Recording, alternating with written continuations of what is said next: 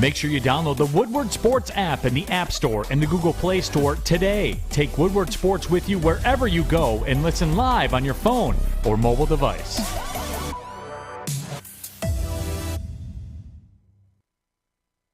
Good morning, everyone, and thanks for joining us on the Morning Woodward Show here on the Woodward Sports Network.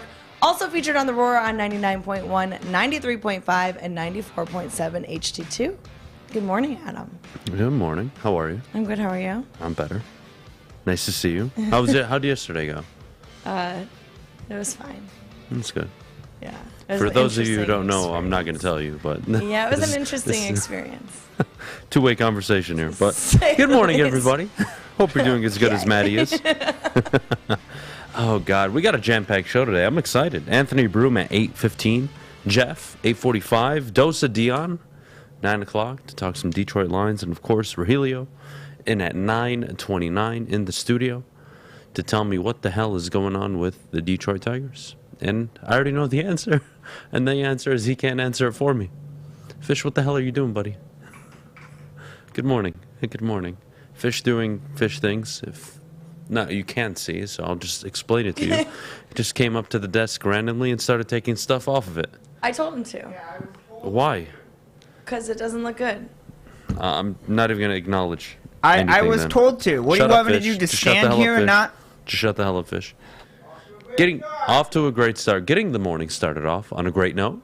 JJ Redick had some really interesting comments and positive things to say about the Detroit Pistons. He said, quote, "I'm excited to see them play over the next 2 to 3 years. They will be one of the best teams in the Eastern Conference Finals." First of all, round of applause around the room. Shout out to JJ Redick. Some national intervention going on here in Detroit. People starting to love this basketball team. And do you blame them, guys? Do you blame them? Because I absolutely do not. We talk about a timeline when they can become a contender, typically 3-4 years from now. Okay, it's fine. But they're going to be a playoff team. If not this year, the following year, absolutely. Year 3, Cade Cunningham. Year 4, Saddiq Bey. Year 2, Jaden Ivey. Year 2, Jalen Duren. That's a team. That's a team, if you ask me. And the Detroit Pistons' future, like JJ Redick pointed out, is a future that's completely bright. It's bright. It's a comet that's shooting across the universe, and there's nothing that can stop it. Absolutely nothing. You have a perennial top 3, potentially, point guard in Cade Cunningham, and I'm going to call him a point guard because the team goes through him. Jaden Ivey, hyper athletic. You saw some of it in the summer league. I mean, that's the type of athleticism, if we're honest, I don't think Detroit's seen that type of athleticism in a basketball player. And I don't want to undercredit him, so I'm going to mention Grant Hill. But really since Isaiah, Isaiah was fantastic. I guess Isaiah was just a little bit ahead of his time, at least in the way he dribbled. So maybe the better comp is Grant Hill. Grant Hill walked into the league, and let's be honest, he was LeBron before LeBron. And that's not me. That's Steve Nash. That's players that played with him.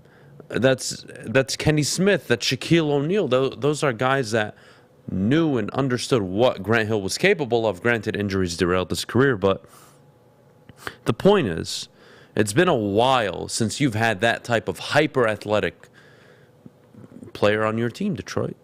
And you have that potentially in Jaden Ivey. And then, of course, Saddiq Bey, who is the embodiment of hard work, putting your head down, going to work, Pistons, if you want to use that phrase. This guy is all about it. He's all about getting better, all about being a better player. And that's a guy this year, if we're honest. What's the expectation across the room? 22, 23 points a game? That wouldn't surprise me. I think he's absolutely capable of it. So you now have a young core of 3. And I'm going to leave Stewart. I'm going to leave Duren, Hayes. I'm going to leave the role players out of it for now. But you have everything and more in front of you. Everything. And this is a team that's going to be contending likely for the next decade. How awesome is that? How comforting is that to know Detroit Pistons basketball in May will actually mean something? It won't be like, 2018, where you're an 8 seed, and we're all freaking out in town like, what are we doing? Wasting our time, neglecting a clear rebuild that needs to happen. No, you're not going to have that situation anymore, guys. From now on, the Detroit Pistons will be one of the better teams, if not possibly in the future the best team in the Eastern Conference. And I don't think you can say that about many teams in the East, outside of Cleveland and their young core. The Knicks will never be relevant. They're the Knicks. Who's got a better young core right now than the Detroit Pistons? And I think it's tough to argue that. You could say anybody. It's quite impossible, actually.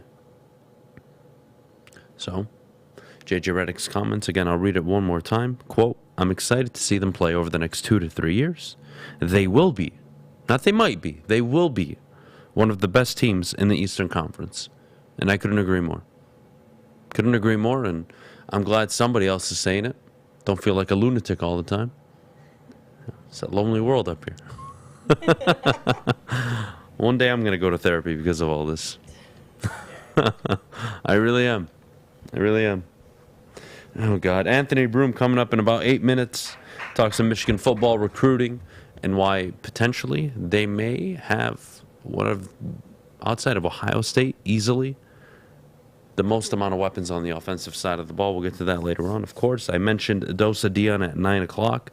Talk some TJ Hawkinson, the strength of schedule this year, expectations for the team.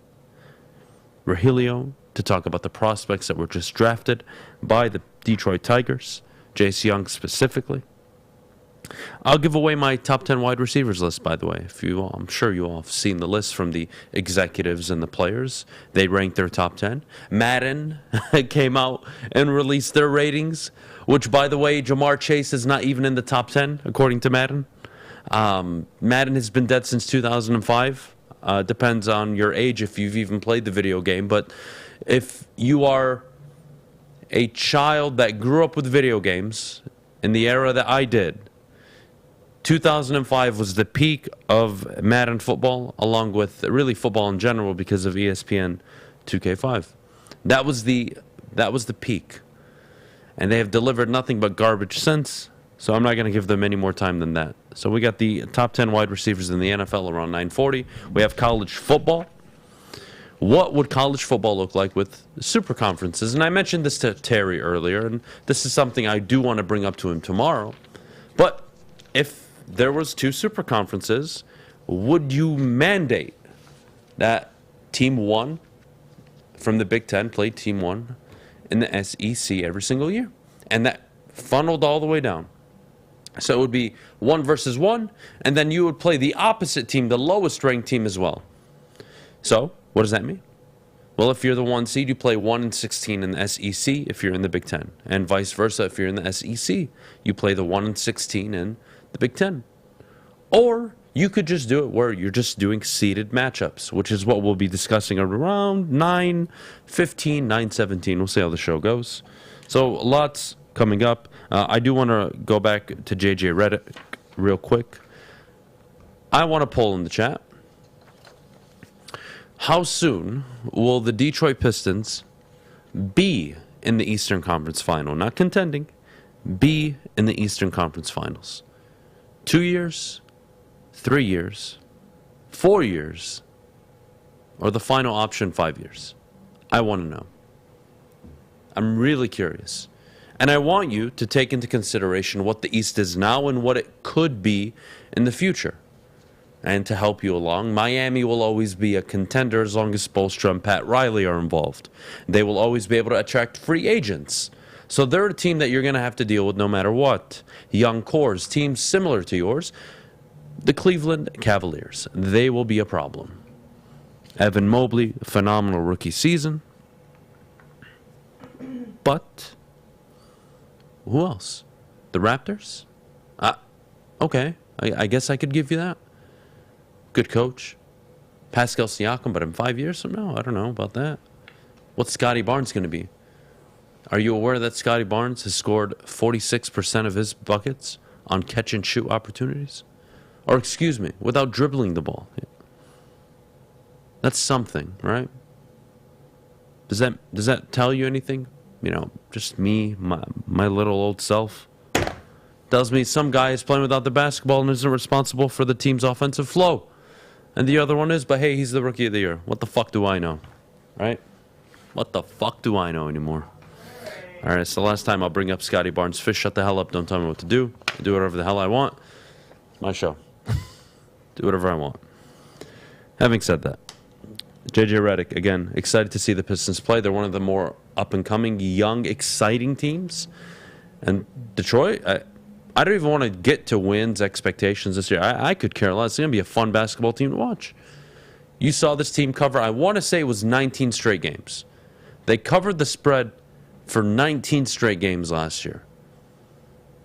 And that was right around the time where Cade Cunningham became a man. And I believe Marvin Bagley had just joined the team. And you saw it all click together. And Cade became a 22-5-5 guy. And he was the only rookie in NBA history to ever do that in a given month. I forget his name. He was a scrub back in the day. I think Michael Jordan. Yeah, he was all right, right? Michael Jordan's an all right player. It's not the greatest comparison that you want to draw up for Cade, but that's the reality. Cade Cunningham, Mr. 17-5-5 year one. Likely, in my opinion, takes the step to 27-7. I think that's where he's approaching. And can Cade ever become a scorer like Luka, where he's 37-8, 37-9? I don't want to put a ceiling on Cade. I don't. It's too early. But one of the key things you need to take away from Cade's game is he is capable of scoring. But I find Cade to be more impactful, I believe, in the future to the team's success.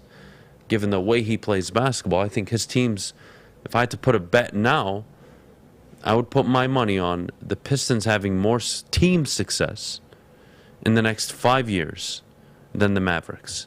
How many conference finals do I expect the Mavericks to get to in the next 5 years? I'd say 1, 2, but really 1 given the team that they have now. Unless they bring in a superstar, we can change that conversation. The Pistons, I could argue, would have relatively similar, if not the same, maybe more success. Depends on Jaden Ivey's growth. So, here we are. Here we are. People think I got a haircut, by the way. Did you? I did not. Yeah, you just don't look like you're homeless anymore. Oh, thank you. Well, I mean, when you come in with your hair looking like that, It's my natural hair. Nobody wants to wake up and see that. That's why I wear a hat. I have some courtesy. The chat is seriously more concerned about the fact that both of you and I are pulled together today than anything else. I mean, I just made sure I did my hair this morning. Well, I don't always like doing my hair, so you know what? No, that's a you problem. I like southpaws. Exactly, it's a me problem, so they can see themselves out. No, it's a you problem, and they're here to stay. Okay, I'll leave. You take Cade's athleticism away from him. I'm still picking him number 1 overall. You take Scotty Barnes' athleticism away. He may go undrafted. Definitely a second-round pick. You know what? Honestly, you're not wrong. You're not wrong. Cade plays slow, and to be honest with you, Luka doesn't wow you with athleticism. Now, can Cade develop a three-point shot, a scoring arsenal like Luka? Sure, but that's going to come down the road. I don't think Cade is going to be able to do what Luka has done in his first 3-4 years in the NBA, statistically at least. Again, I think he is a more impactful player, or can be a more impactful player. Let me change that. But that comes with time. That comes with team development, obviously. And you see what Luka did. He basically took I don't want to say a bum team, but a team that had no business being in the Western Conference Final this year to the Western Conference Final. And that speaks to Luka's intangibles, his greatness. We're talking about a guy that's on pace to become a top 20 player. And if Cade's associated with that, you're doing something right, Detroit. We're going to take a break. When we get back, Anthony Broome and joins us to discuss Michigan football, the upcoming season, the current recruiting cycle, and, of course, what looks to be an abundance of offensive talent. But before we do, Maddie, the best defense on and off the field. Yes, summertime is here, and that means spending more time outside, so let Guardian Alarm give you peace of mind while you're out enjoying the sunshine. Just call 1-800-STAY-OUT today, and you can rest easy knowing you have 24/7 protection. That's 1-800-STAY-OUT right now, and let them know that Woodward Sports sent you. Hi, my diamonds. It's Crystal with an X. You want to get hot and perfect like me? Here's my super easy routine. Drink at least a gallon of water before you wake up. Attach a weight to everything in your house. Hello? Sell your car and just sprint everywhere. Scream when you exhale. Don't follow Crystal with an X. Do your own thing at Planet Fitness with tons of equipment and free fitness training in our clean and spacious clubs. Join now for just $10 a month and cancel anytime. It's a great day to get some Centron in your life. Okay. There it is. Centron, here we go. Gotta grab the cranberry. Oh wait, it's 2 for $4. Gotta double up with the classic as well. Centron World, baby. Centron, available at select Krogers, and if you wanna know how, go to @CentronWorld.com. You get dope like me. You know what? Why wait?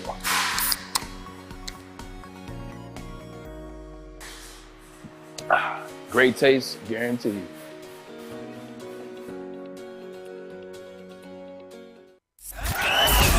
are the network for Detroit, by Detroiters. Welcome to the Woodward Sports Network. When you need apparel, there is only one place to go, and that's Big Frog in Novi. And right now, all month long, you can get a free Woodward Sports t-shirt. That's right, you heard it. A free Woodward Sports t-shirt. All you have to do is stop by Big Frog in Novi. Let them know that we sent you, and they'll print you one on the spot. So go to Big Frog in Novi today. Get your free t-shirt, or visit them online at bigfrog.com/Novi. All right, we're back here on the Morning Woodward Show, joined by a good friend of the show, as always, Anthony Broome. Anthony, good morning, bud. Good morning. Hello again. I love the backdrop. Where the hell are you? This is the Wolverines satellite office, located somewhere parts unknown downriver. So I love it, man. I love it. Awesome. Anthony, after the Michigan State game last season between Michigan and Michigan State, we had a conversation, and it really centered around the season's not over yet. There's no need for panic. Look at the talent that this team has.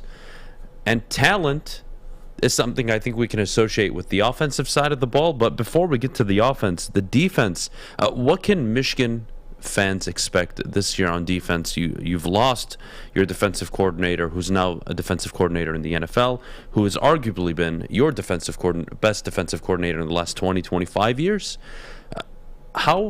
What can we expect from this defense, not only from a coaching standpoint, but really athletically? Is this going to be a team that's going to be able to get to the quarterback like they did last year and stop the run relatively effectively, or is this a defense that'll struggle? Yeah, next to the quarterback situation, I think the pass rush is probably the next biggest thing that is a question mark for this football team. It would be great if you could just plug in two guys that are going to give you 25 sacks, like Aiden Hutchinson and David Ojabo gave you last year, but I don't see that happening. So it's going to be more of a team effort. I think in terms of the edge rush guys, I think they can piece something together there. It's going to take some time, though. You're replacing 2 first-round talents. The nice thing about Michigan's schedule is that, while the defense, I think, is very young in a lot of areas, I think deeper in some areas, but certainly young, inexperienced, things like that, the schedule sets up at least the first 4 or 5 weeks where, you can kind of ease yourself into this thing. You're not going to get a lot of resistance from Colorado State and Hawaii and UConn and Maryland, with what their offense can do, might be a bit of a challenge. But I like the personnel on that side of the ball. I think in the back 7, they're probably a little more athletic than they have been. Again, like I said, youth is the big question mark, and you have a new defensive coordinator. So something that was of big importance to them when they had to replace Mike McDonald is that they wanted to keep that system in place. And I think something that was so great about what he was able to do at Michigan last year is that they tailored the defense based on the personnel and what their guys did well. And I see more of that. I see that happening with this group. I think probably because you don't have those 2 edge rush guys where you can just pin your ears back and get after the quarterback, you probably see him be a little more aggressive in sending blitzes from the second and third levels of the defense. So, personnel-wise, there are question marks there, but I like the talent. I like the depth in a lot of areas. Maybe not so much at linebacker. Still some question marks at cornerback, but I think that they still have the pieces to be a very good defense. Maybe not nationally elite, but very good. I definitely think top 3, top 4 is fair to say in the Big Ten this season, but something that I don't want to say is underrated or not is going under the radar maybe is the offensive weapons on this team. Donovan Edwards, Blake Corum. You look at the wide receiving core now, Andrell Anthony, Ronnie Bell returning from, I believe, an ACL injury. Anthony, this is a team that really could make noise on the offensive side of the ball. Yes, last season, I believe they were first in the nation with the most big chunk plays, I believe, over 40 yards. But I see this team capable of being extremely dynamic. Now, granted, I don't want to bring in the quarterback conversation. I believe that does impact it, but let's just talk about the weapons. This team, outside of Ohio State in the Big Ten, I think is far and beyond any other team in the conference. Yeah, I think that those are probably 1 and 1A when you talk about. I mean, Ohio State's offensive talent is I'm probably giving Michigan too much credit.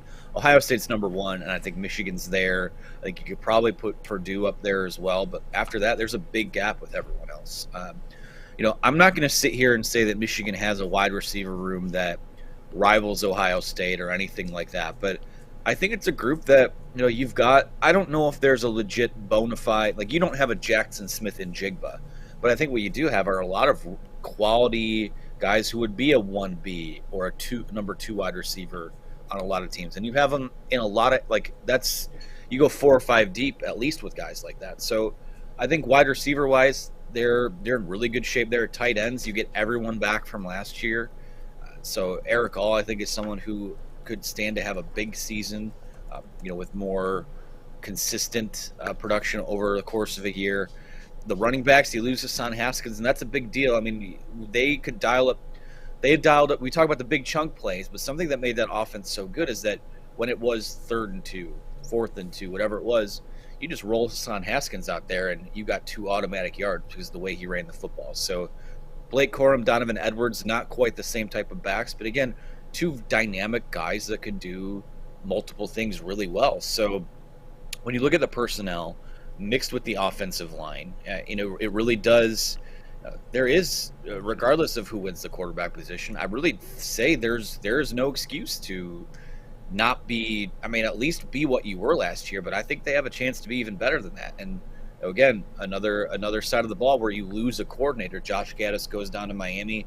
Sharon Moore and Matt Weiss are going to kind of Frankenstein this thing together now. So question marks there, but again, with the personnel, I don't see any excuse why whoever starts at quarterback doesn't helm, maybe the 2nd or 3rd best offense in the Big Ten. Speaking of the quarterback position, that's going to be quite the battle. I think that's the ultimate narrative going into the season is who's going to win the job. Is JJ McCarthy going to take it from Cade McNamara, which I think is what he's going to have to do if he wants the job, or is Cade McNamara going to keep it and Jim Harbaugh is going to write him out? Now, JJ McCarthy said he's confident in his shoulder recovery. Anthony, when will we start to hear a little bit of buzz about what's going on behind the scenes in practice for competition? When can we expect to start getting some hints at who the quarterback is going to be? It's July 19th. Season starts in August, late August. We're 5-6 weeks away from college football starting. I'd imagine you'd want to announce the quarterback job much sooner, but I guess in college you can get away with having 2 quarterback system to start the year, especially with the 4-game schedule they have. But when are we going to figure out what the hell's going on?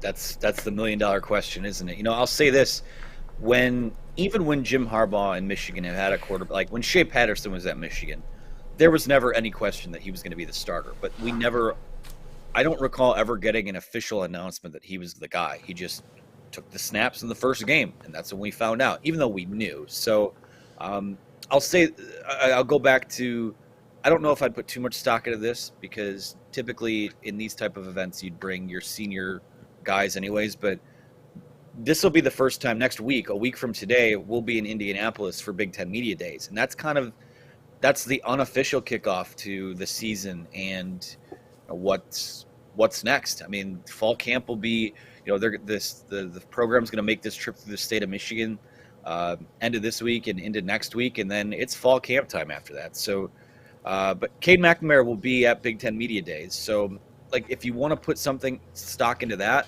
that's the first time Jim Harbaugh's ever brought a quarterback with him to that event. So, again, I don't know that I'd put a ton into that, but it is, he's considered a leader, and that's someone that they trust to represent the program. So, in terms of when we're going to start hearing what the battle looks like, whatever fall camp's still, and then probably the next 10 days to 2 weeks, we'll start hearing some tidbits about who's doing what, who looks like what. And again, I don't know that they will announce a starter. I think that because you have 2 starting caliber guys, they might play it close to the vest. And to be frank with you, I think this is going to be a battle that lasts into the regular season. I think by the time you get to a game like, I think UConn is week 3, and then Maryland's week 4.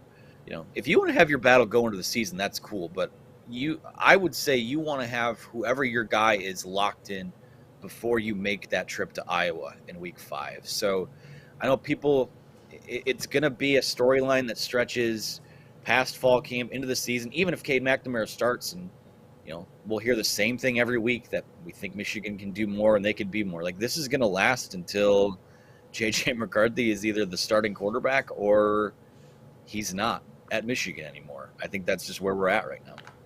Anthony, we're a bit dramatic in media, right? Maybe we overblow things sometimes. 7 seasons as the Michigan football head coach.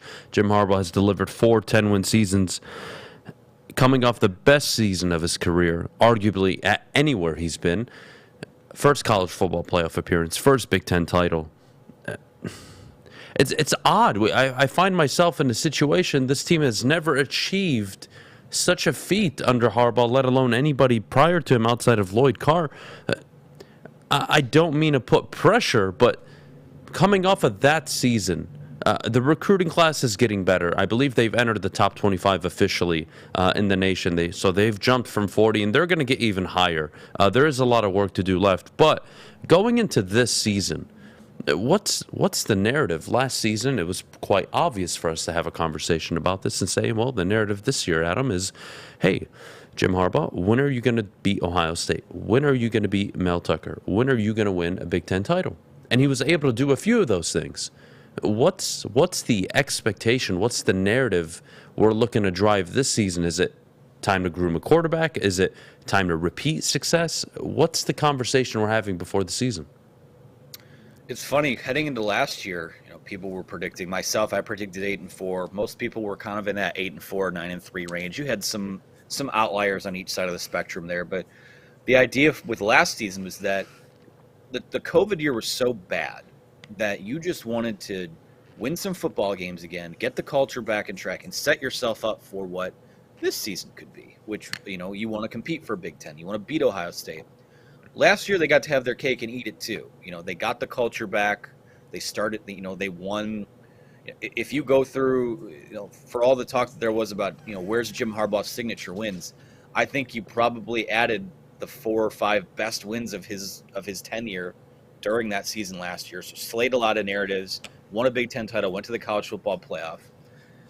I'll stop short of saying this year is gravy, but I think that there is a little bit of pressure that's off of them, which I don't know how I feel about that for them, because it was a group that kind of thrived under the microscope last year.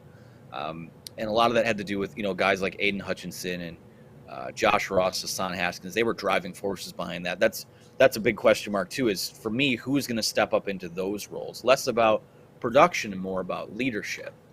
This year, when you see how the schedule shakes up, I think the floor for this team, if you're a fan that just wants to be like, you know what, this was a good year, I think you got to go 10-2, because this schedule, you have Michigan State and Penn State at home.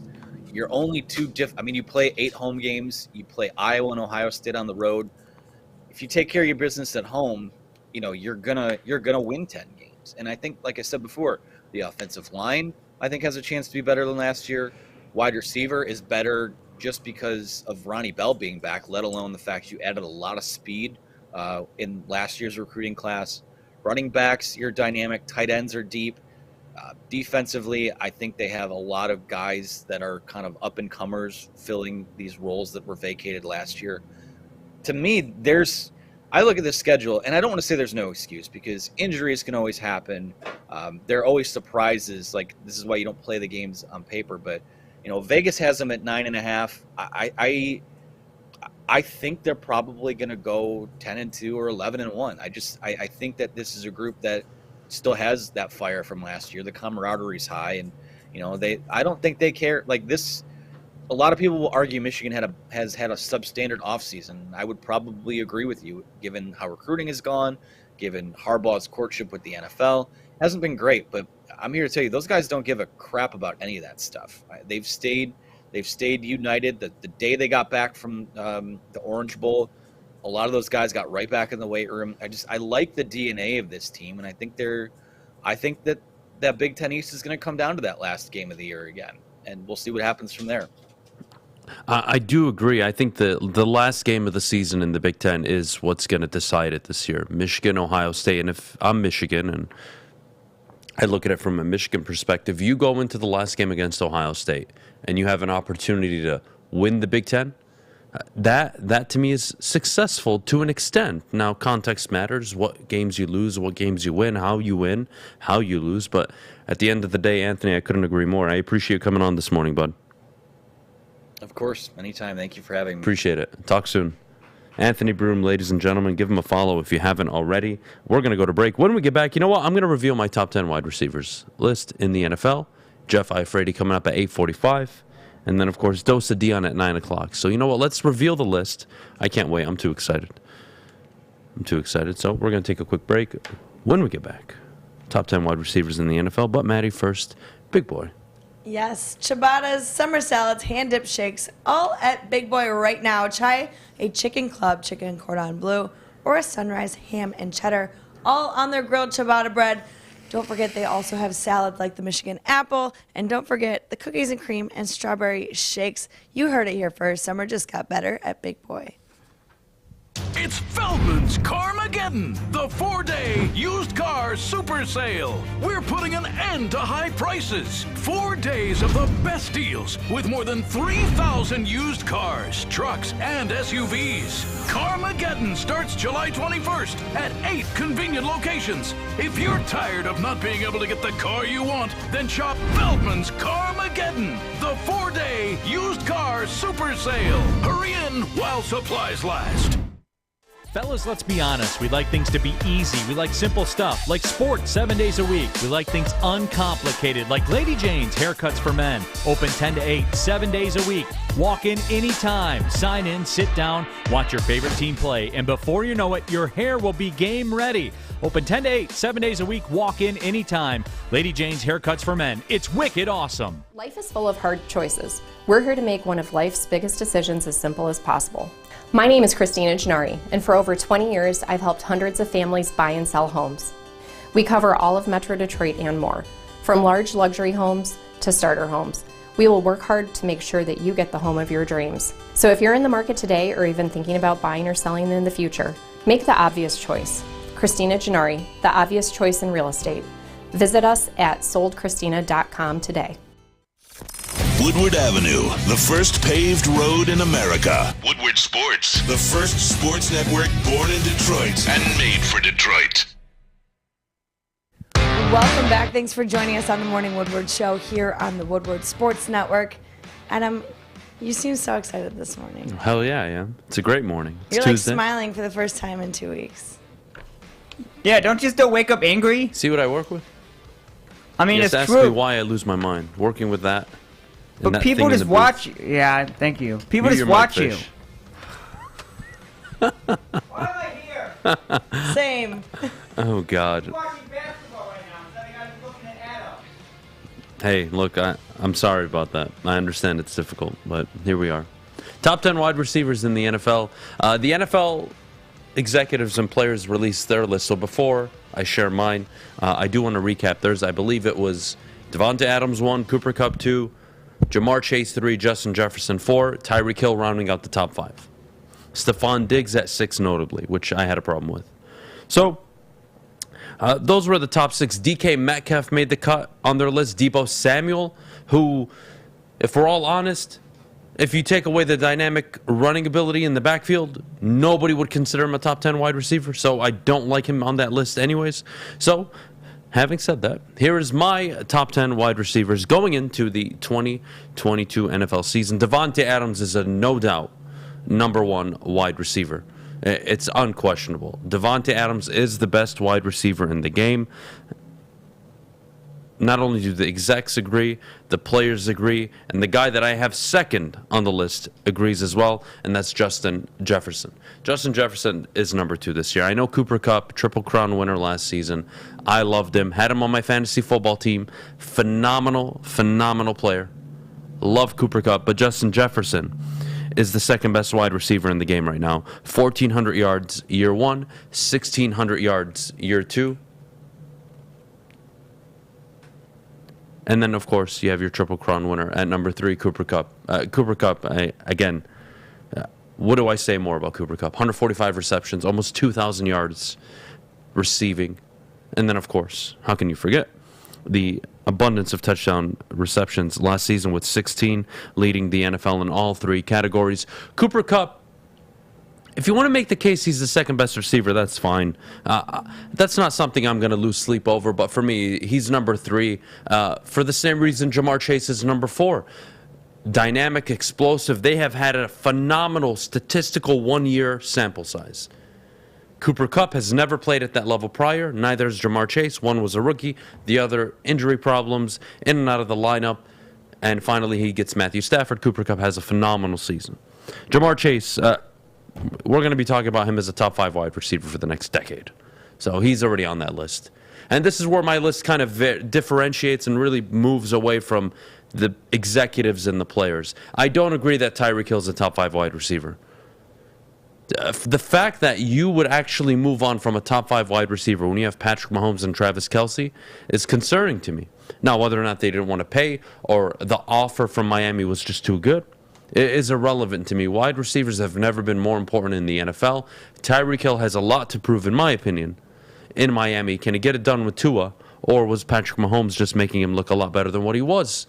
And, of course, I'm going to skip Tyreek Hill and go to my boy at number 5, Stephon Diggs. I think one of the more underappreciated, one of the more underrated wide receivers in the NFL. Last season, 1,200 yards, 10 touchdowns on 103 receptions.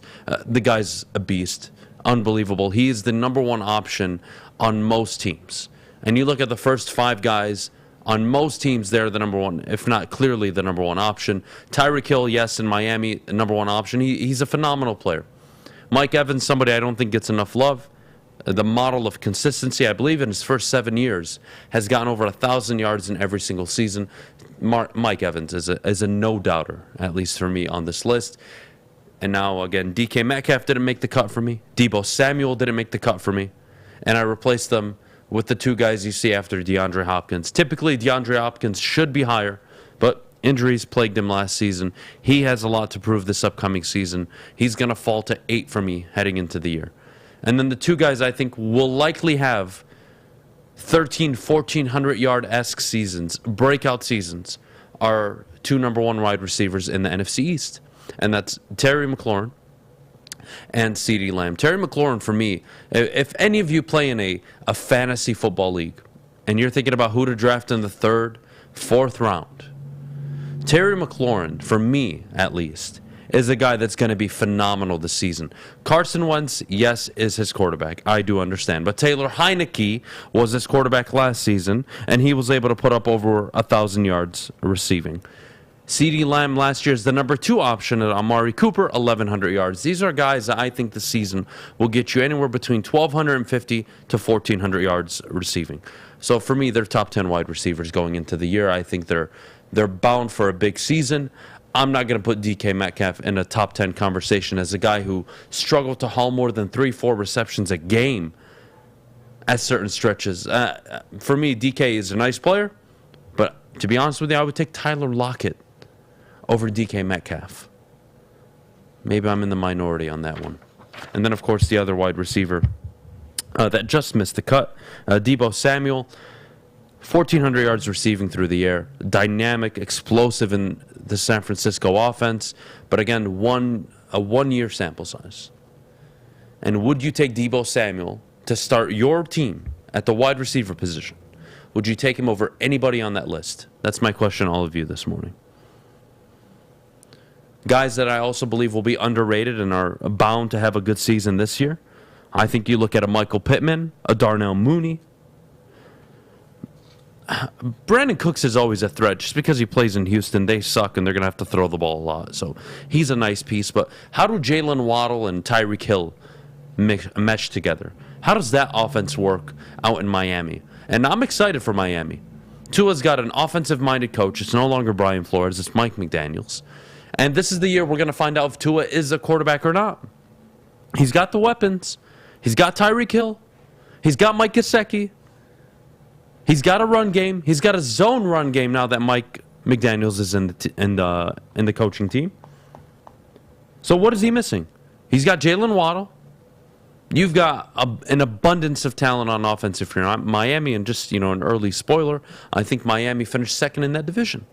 I think they only miss out to, of course, Josh Allen and the Buffalo Bills. I expect the Jets to move up to third in that division, and I expect the Patriots to finish last this season. Little spoiler alert.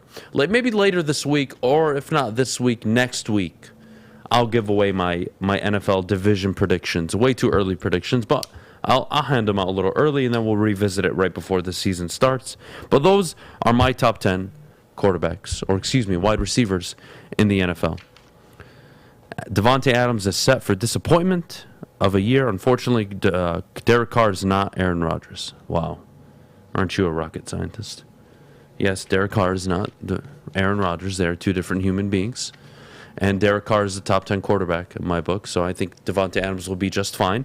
If Hunter Renfrow can be a top 13 wide receiver in receptions and yards and touchdowns, I believe Derek Carr is doing something right, considering he's had to deal with a fake head coach, John Gruden, a bunch of other loser head coaches in his past. Yeah, I think he's going to be just fine with Josh McDaniels, who made Mac Jones look a hell of a lot better than what he was. And that Patriots offense actually function with no given talent anywhere.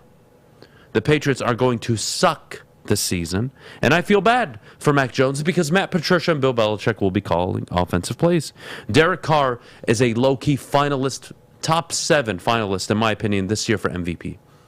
And if you're looking for a sleeper quarterback towards the end of the rounds, Derek Carr. He's going to be throwing to Hunter Renfrow, Darren Waller, and Davante Adams. Shut the hell up, and I am tired of the Derek Carr slander. Dude's one of the better quarterbacks in the NFL. He's top 12 at least, and he's coming off a season where he threw 4,800 yards through the air with the Las Vegas Raiders and took them to the playoffs and beat Justin Herbert head-to-head in the final game of the year. Stop it, guys. This is a guy that was an MVP candidate in his 3rd season.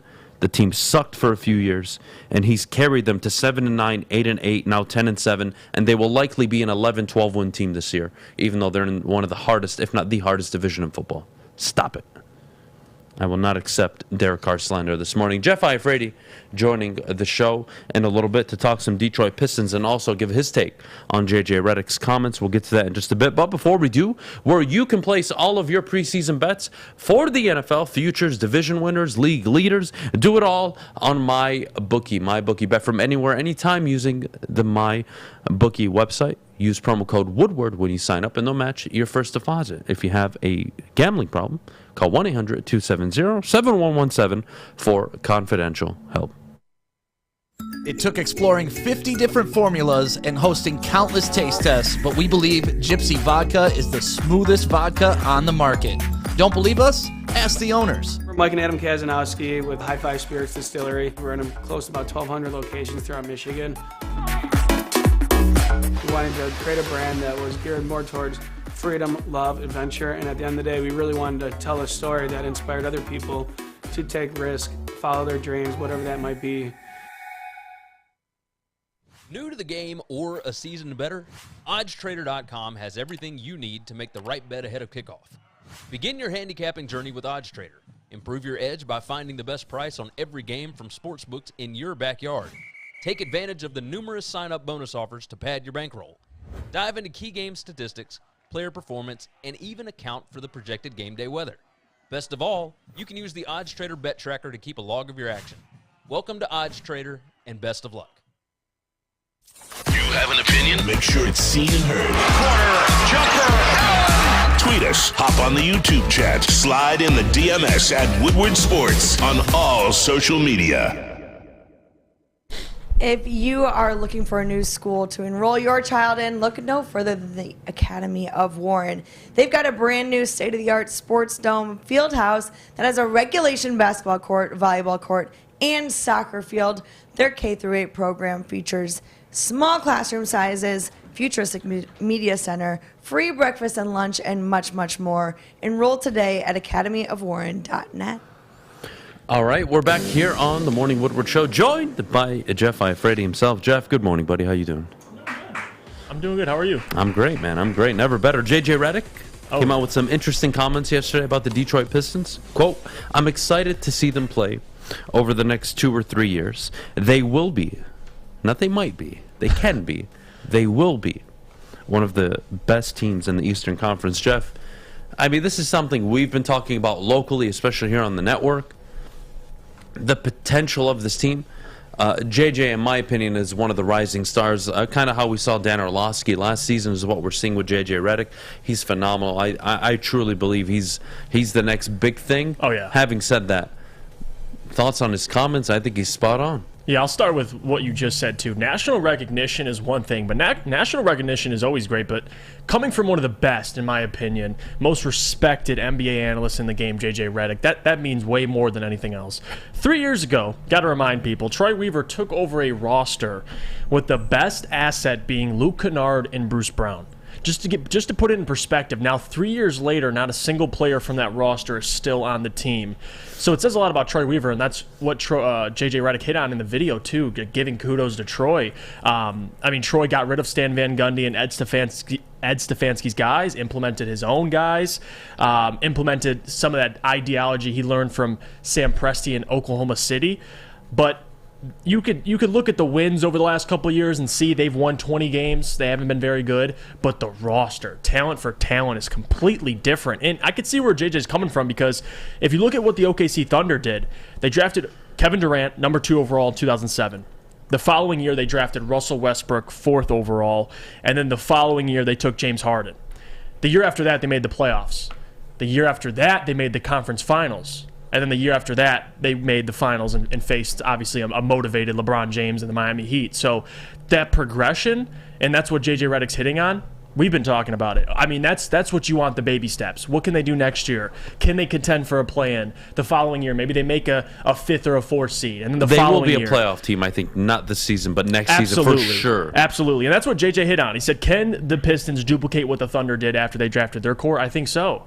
And given the talent that's coming into the Detroit Pistons with Jaden Ivey, Jalen Duren, they're building a core. They can mimic that, what the Oklahoma City Thunder did, no let's doubt. fast forward 3 to 5 years from now. Miami, I believe, will always be a contender because of Eric Spoelstra and Pat Riley. That doesn't change, in my opinion. Mm-hmm. Boston will be there. Yep. They have a young core. Milwaukee, Giannis 5 years from now will probably be on the tail end of his prime, but they'll still be competitive, right? Right. The 76ers, I really don't know. The Raptors, I don't care or don't know, and I don't care to know. Brooklyn, God help them. Chicago, not sure. Atlanta, sure. I could buy that. Atlanta in a few years being a team. Mm-hmm. Cleveland, I could buy. The Hornets with LaMelo, why would LaMelo stay? And Michael Jordan has improved. He can put a winner contender together anyways. Yeah, so, yeah, look, for me, LaMelo probably walks after that first contract and probably goes to L.A. on a max deal. Right. That's what I see happening. That's just who he is. And he's not going to stay in Charlotte unless he's going to take the max that they can offer him, which is 1 year and a little bit more money than other teams can. Mm-hmm. The Pacers, Halliburton,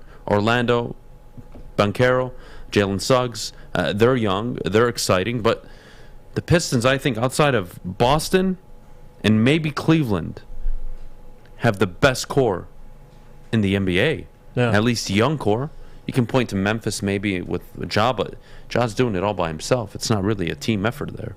Granted, they play as a team. They play hard for their coach, but I think JJ's spot on. This is a team that could be the best team in the Eastern Conference 3-4 years from now. And I think, too, you got to understand with like teams like Orlando or the Rockets, even Oklahoma City, I think is a little higher than the other cores. They have to learn how to win. That's number one. The Pistons have to do that, but you could tell already they have the right mindset. Like they have to kick Saddiq Bey out of the gym. Same with Cade Cunningham.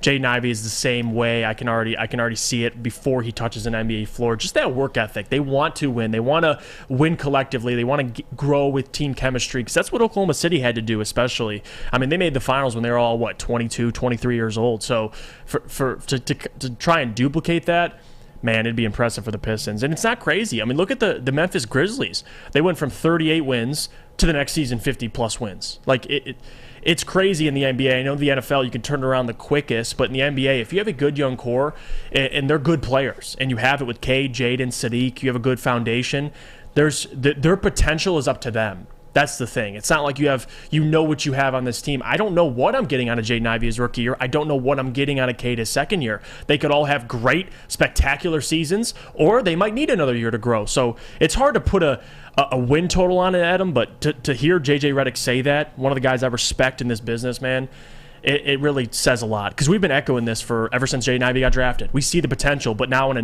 national stage, it's the truth. They're going to take a jump. You brought up Oklahoma City's young core. I haven't really pieced that together. That's an interesting one. But you look at three promising young rising players who could probably be a 2 minimum on a damn good basketball team. Right. You do have Ivy, Saddiq Bey, and Cade. Justin, Jeff. We're looking at possibly a decade of contending with this core three. Can you keep them together, though, if they all hit? That's the thing, yeah. Do you give the money to Isaiah Stewart like they did with Ibaka? Or do you keep Saddiq Bey? I think you keep Bey and Ivy, but I don't now, hopefully they don't make that same mistake by I hope not. letting Troy Weaver, I think, was an assistant at the time. He was. God, I hope he wasn't involved in that. What a move. I get it, though. Ibaka was so vital to that team.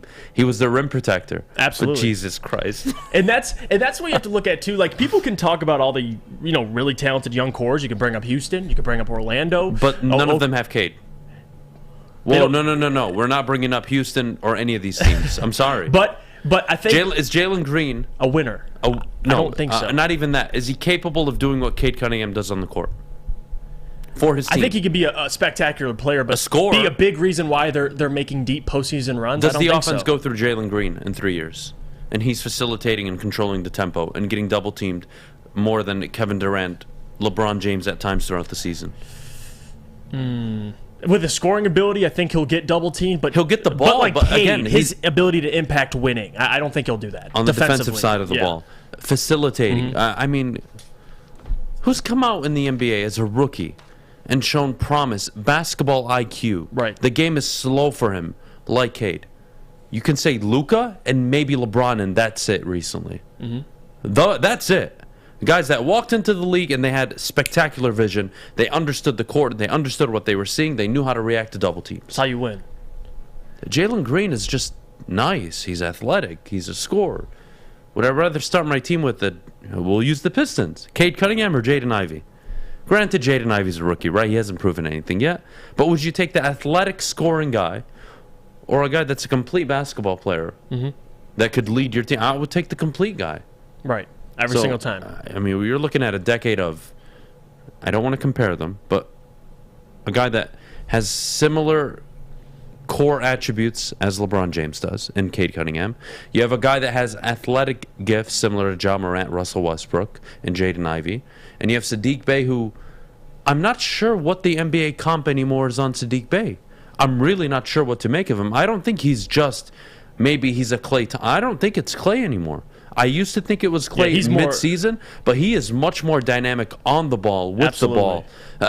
I'm not sure what Sadiq's comp is anymore.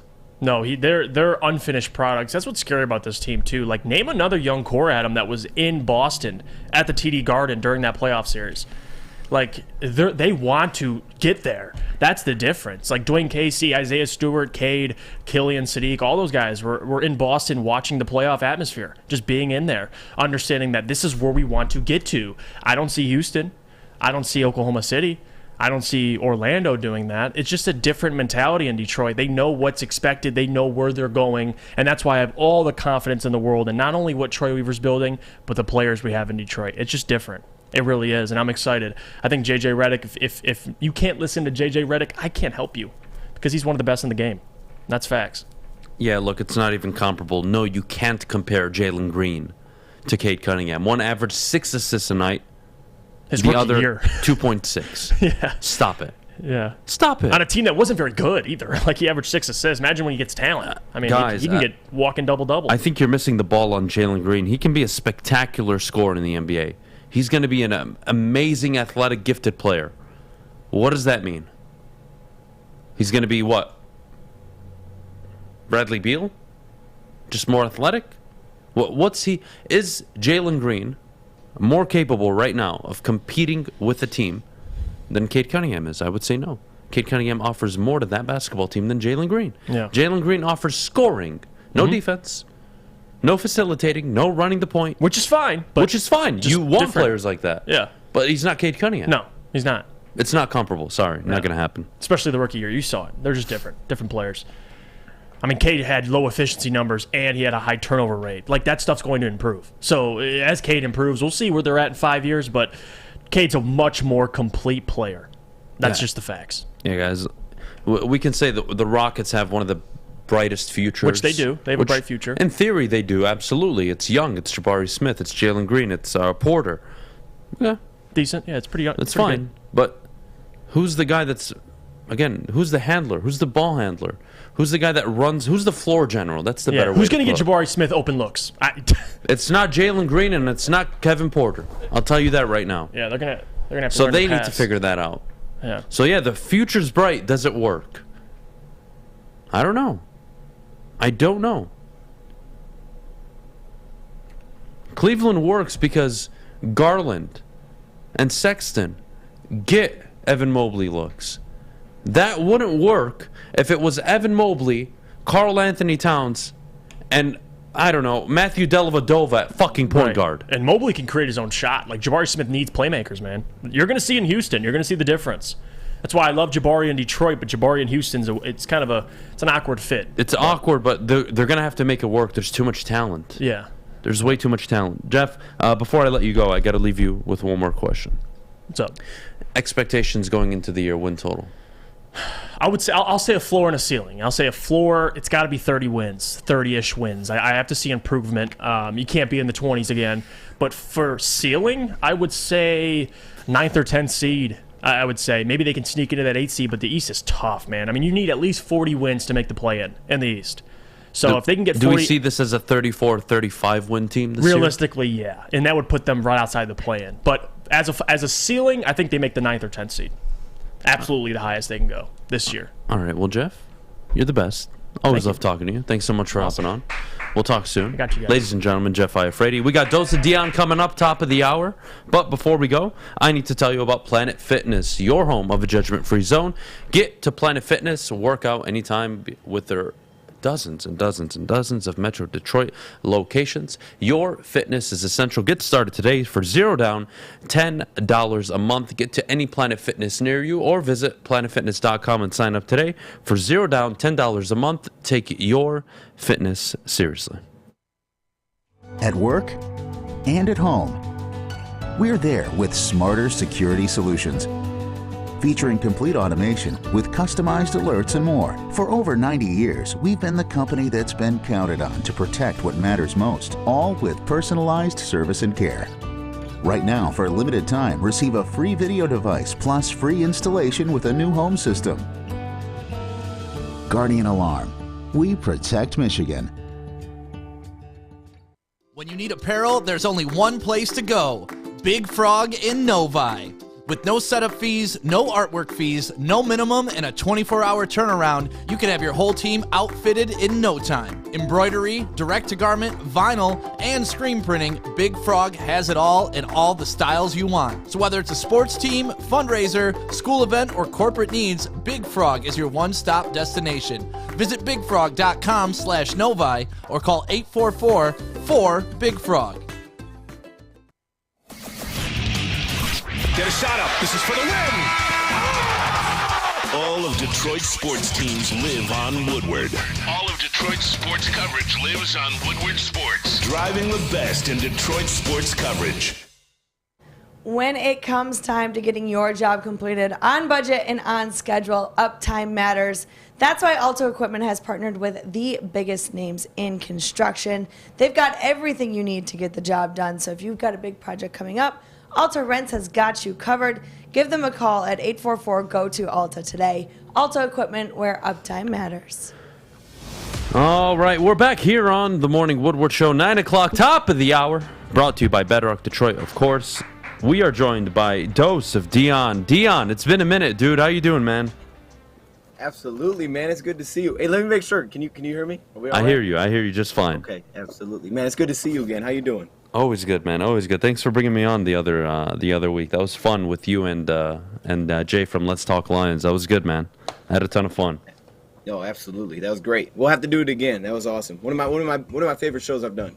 Anytime, man. Anytime. I got to start with TJ Hawkinson. Fifth-year option has been exercised. This is a guy that, if we're honest, is one of the bigger threats on this team.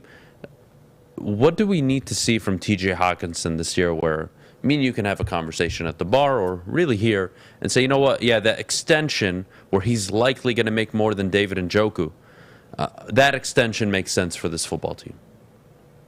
Yeah, it's an interesting one because I think when you see the tight end contracts and you start to look at the cap hits, you start to look at tight ends that are having a pretty high cap hit, tied with a quarterback that also has a pretty high cap hit. We're not really seeing that a ton in the NFL right now. I mean, you look at a Travis Kelce, his cap hit doesn't really go up till 2023, so we're kind of not sure what we're going to see there when that happens. But at the same time, because we know the salary cap is expected to go up, it's all about timing and how you set those contracts up. But to your point, yeah, if we did get paid, he'd probably be one of the highest paid tight ends in football. And I think there's a couple things that all Lions fans want to see. First thing, they want to just see him healthy. We know last year I think he played 12 games. We want to see more than that for a guy that we know we put the money into. We just want to see him more consistently healthy. On top of that, for me, one thing I'm looking for is his impact in the red zone, because this is an area that Ben Johnson really pointed out. He said this is an area that they want to get better. They wanted more size here because he felt like from matchup problems, they wanted more size in the red zone. Their rushing efficiency was terrible, which, hey, I'm just going to be honest. I was going through the numbers yesterday. From week 12 on, the Lions averaged 2.75 yards per carry, and when it wasn't to a receiver, they averaged 1.8 yards per carry inside the 25-yard line. Awful. So when I look at it, I see what is his impact in the red zone, because now they have that big guy. Now they have a DJ Chark if he's healthy inside the 25-20, right? So what does his impact continue to be? Because last year, all 4 of his touchdowns were all in the red zone. It was Chicago, it was Green Bay, it was San Francisco. They were all in the red zone. But I think for us, we want to see just that impact and see where that goes, because I think the thought might be it actually upticks because he has now other guys taking pressure off of him. Or does it slide a little bit? It probably shouldn't slide much from 4.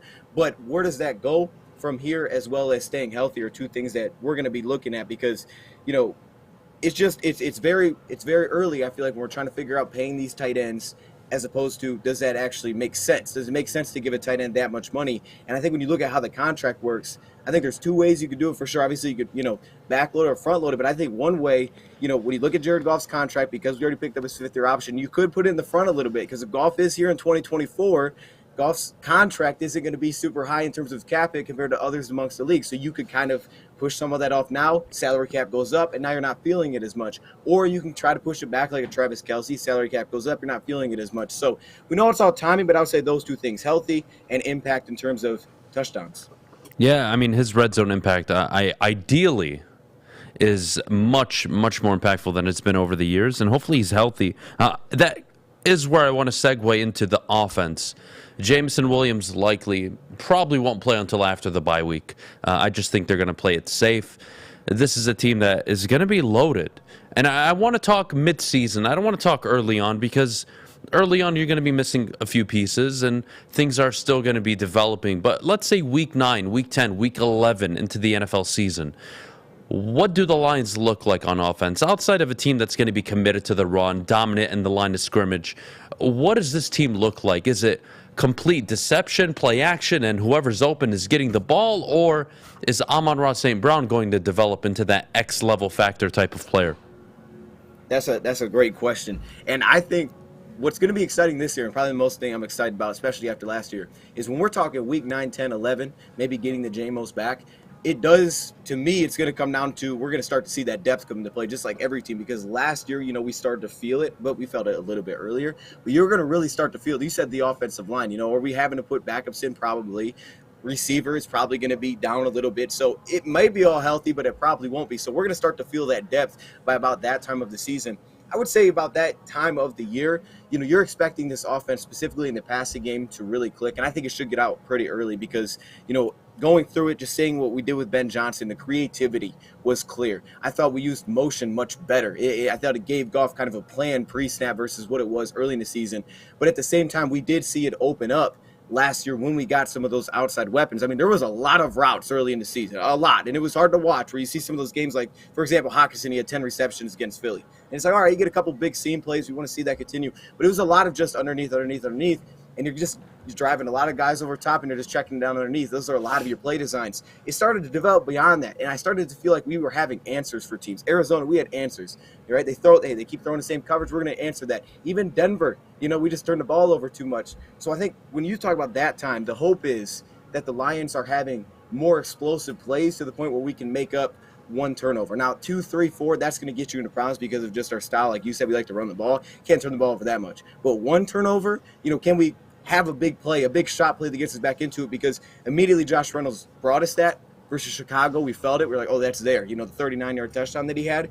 And Goff started to have answers. So I think by that time of the season, we're expecting the pass game to, in a way, really support the run game. Because everybody knows the run game's coming early. Everybody knows you're getting hit with that. You're getting punched in the mouth week 1. But how does the pass game, kind of start to open that when everybody knows that's coming at about that time? Yeah, this offense is going to be scary when it's unpredictable, but I would be very concerned if they're forced early on, let's say a 21-3 deficit at halftime where, they don't have much time going into the third quarter to keep going by the game plan, keep going by the script. And that's where we're going to have this conversation right now is, when we talk about this team in the future becoming a contender, can you win with Jared Goff? I think so. Can you win a playoff game with Jared Goff? Yes, I think so. Can you contend in the NFC with Jared Goff? Contend is a tough word for me because when I think of a contender, I think of a team that going into the season, we're talking about, hey, this is a team that's going to make a run for maybe a Super Bowl appearance. And that is tough for me to see with Jared Goff as the quarterback. Like I said earlier, I think they can have success with him, but Dion, I don't believe we're going to be talking about a contender unless Dan Campbell's a top 5 coach and this defense turns into a perennial top 10 defense. I don't think this is a contender until they do draft a franchise quarterback. I'm not with you there. A lot of things got to be going to be a contender, and I hope the Lions are closer. To your point, when you talk about, Jared Goff in that situation, I think to what I kind of touched on, I'm excited to see how this does develop with the offensive coordinator because to me, I know I sound crazy. Look, I like Goff better last year. I liked his film specifically, obviously, if you go after the bye week, than I liked his 2018 stuff. I mean, I've watched all his past games, and his 2018 stuff, I get why he was productive. I get the offense that he was in, but I just didn't feel like he was finding answers for the defense. You could see everything kind of coming that was going to happen. With that said, I felt like there was, to begin the year, I didn't see that with Goff either. I thought there was still a lot of kind of similar things to what we saw last year. There's a lot of 1-2, 1-2. But again, at the end of the year, I think, and you got to give Ben Johnson a lot of credit here because this may be the most I've ever talked about an offensive coordinator. But I give him credit because I feel like there was just so much creativity that you could see within that. So how does that develop? Because to me, I don't think I've seen Goff's ceiling yet. Maybe we have. I don't think we've seen it yet. But there's got to be a guy that kind of leads to that, like that's, going to bring that out of him. Where going forward, Goff's kind of always has that. He understands it, and he can build off of it. I think Ben Johnson could be that guy to start to show what his capabilities are, to maybe open up the field, have him understand it, play a little bit faster. So even with Ben Johnson 5 years down the road or without him, he may understand it going forward. So I don't think he's hit his ceiling, which is why I still believe that you could win the whole thing with this guy. But at the same time, he definitely has to have a better understanding that has to continue to improve going forward. Yeah, again, Jared Goff is an interesting situation. I do think maybe his best football is still ahead of him. He's relatively very young. I'm not sure if you caught Andrew Whitworth on a podcast the other day. I would say 2-3 weeks ago. He was talking about the difference between Jared Goff and Matthew Stafford and why Goff struggled towards the end of his relationship with McVay. And it looked as if, Stafford walked in and he could challenge Sean McVay right away, and Jared Goff really couldn't. Jared Goff was still learning. And to your point, if Jared Goff's best football is ahead of him, well, then he needs to take that maturity step and become a vocal leader on and off the field. This is a guy that's going to have to be heavily involved in game planning. You gave so much credit to Ben Johnson, and I agree 100%. Late October of last season, Ben Johnson was arguably the second biggest reason this whole thing turned around outside of Dan Campbell for making the decision in the first place. Right. No, absolutely. And to your point about Andrew Whitworth, because I could go on this all day. I love this whole thing, but obviously the relationship was a mess there, and I felt like had a lot to play into that. Right, Sean McVay came in and he turned them around instantly. He got his things going, and where you see Jared Goff was within his development. Look, I've talked to a scout, and he's even said hey, when this guy, they thought coming out he was going to be the most NFL ready. He came out, he was not the most NFL ready. He needed time. All right, this guy's actually going to need some time. And I think you saw that with the Rams, where they drafted him at. He had to wait, went 0-7 in his first season. It took him time, and I think he's still probably learning among that. But you're right. When they had Sean McVay come in, immediately you're a playoff team, and you have the money that you have because of where Jared Goff is financially. Let's go get some pieces, and you don't take it over the top. It's tough. And then I also think on the same side is that obviously the 2019s and the 2019 specifically, things fell kind of apart around offensive line, got bad. The run game was completely terrible. They put a lot on his plate. There were games that year where it was like the first 10 plays it was passing the football. This is weird. This is not normal here. Meanwhile, Stafford, dude, he's been in Detroit for 12 years without a running game. So it's like Stafford just woke up. He's like, all right, this is just another day. This is what I do. And Sean McVay, where he's at, he understands offensively, the way that he can get guys open, the way that he can get to the playmaker that he wants to get to. That guy he just gets it. And you're right. Matthew Stafford, because Matthew Stafford can see the entire thing. I think that's why a lot of quarterbacks, they get better with age, because they see the picture. They see it before they go out there and need to snap the football. I think Jared Goff didn't really see it all, and that's why you get games like Miami where it was just awful. They just zero blitz, and he was just like, okay, I don't know where to go with the football. And I think that tied all together because of the timing. It turned into a toxic relationship. Obviously, they moved on from each other, but that's why I feel like this Ben Johnson thing, because you think Sean McVay came in, he didn't draft Jared Goff. Sean McVay won very early. Sean McVay had Kirk Cousins in the past. So I think Sean McVay, where he was at, it didn't really match up as well with Jared Goff, where Ben Johnson being a first-time offensive coordinator, this is an opportunity for both of them to work together. That's why they're getting involved in the offseason. Say, look, this is our first chance at it. This is our first crack. Whatever you do, people see me. If Jared Goff doesn't do well, they're going to be like, hey, Ben Johnson wasn't that good at OC. And the flip side as well, going forward with Goff, whether it's here or somewhere else. So I think they both have a blank canvas that they can build on this season, and I think we're gonna see the best Jared Goff going forward. Absolutely. Dion, one of the things I like to think about all the time is, the future. I like to think how things play out. I like to imagine or really foresee what could happen. I look at the NFC North, and for me this season, I know you don't agree. For me, the Vikings are winning this division this year. The boost that Kirk Cousins will get, and remember, he's coming off his career season. The boost he will get from an offensive-minded head coach, I think, will be astronomical in terms of impact. The offense will be much more efficient. I'm not worried if Dalvin Cook is healthy or not. I think they're going to find a way around it. For me, Minnesota is the best team in the division. Second, Green Bay, and then, of course, third, Detroit. But call me crazy. Could we see Aaron Rodgers have a meltdown this year and the Packers just fall into the abyss? Because he's going to be throwing to a rookie wide receiver, Sammy Watkins, Adam Lazard, and Robert Tonyan? I know Aaron Rodgers is a great quarterback, but for me, the NFC North picture is clear as day for the next 2 years. I think the Vikings are it for now, and the Lions are going to be the team that we're talking about contending with them in a few years. I like that. I like that breakdown. I would like what you said there. Because the Packers, I thought once they brought Rodgers back, and yes, some of this is biased, but at the same time, I did feel like when they made the decision with Aaron Rodgers and where that went, I was just like, man, they're not going to be as good as that team that just went to the NFC Championship. Just don't see it. And obviously, they don't have Devontae Adams now. You're right with the receiving core. I mean, that's the position to watch. Now, it is Aaron Rodgers, so we expect it to still be good. But I think when you look at the depth side is where it gets interesting, right? When you start to talk about if there's a few injuries that pop up, where are we in terms of depth here, because last year Devontae Adams is just a big part of that offense. He's a guy that, communication wise, they understood. And man, my goodness, when you watch Devontae Adams versus some of our guys in the past, like, this is a problem. They can put him everywhere, put him in the slot, put him outside. So not having that's going to be huge. With your Vikings idea, I'm not sure if I can say they win the division. I can't go there, man. I still got the Packers because I do think the Packers will win 11, 12 games. And I just think, my thing is you got to have to win about 12 games to beat the Packers. That's how I see it.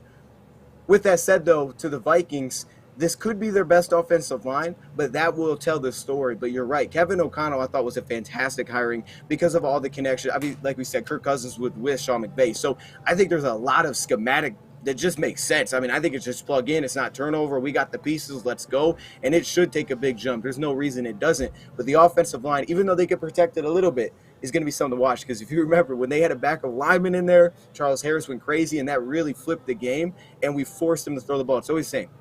Stop the run with the Vikings, make them pass the football, and then you give yourself an opportunity. This season they picked up Verdarian Lowe, so backup tackle. They have Ed Ingram out of LSU, so they got another guard. So it could be their best offensive line, but that'll be the thing to watch for me there. I still got them second, but you may get me. Eventually, you may get me to say that they're going to win the NFC North. I just can't go yet. I'm going to get you on the train before the season starts. I promise you. I will convince you. I will convince you. What I will say is I sent Mike Zimmer an edible arrangements after he gifted the Lions their first win of the season last year. So, shout out to Mike Zimmer for being a complete buffoon down the stretch, not only with the Vikings, but specifically that game against the Lions. Dion, you're awesome, man. That was great. I appreciate you coming on, dude. No, absolutely. Thank you for having me anytime, and we're going to have to get you back on this show, too. Yeah, anytime, man. You have my number. Anytime. Ladies and gentlemen, go subscribe to Dose of Dion's YouTube channel if you haven't already.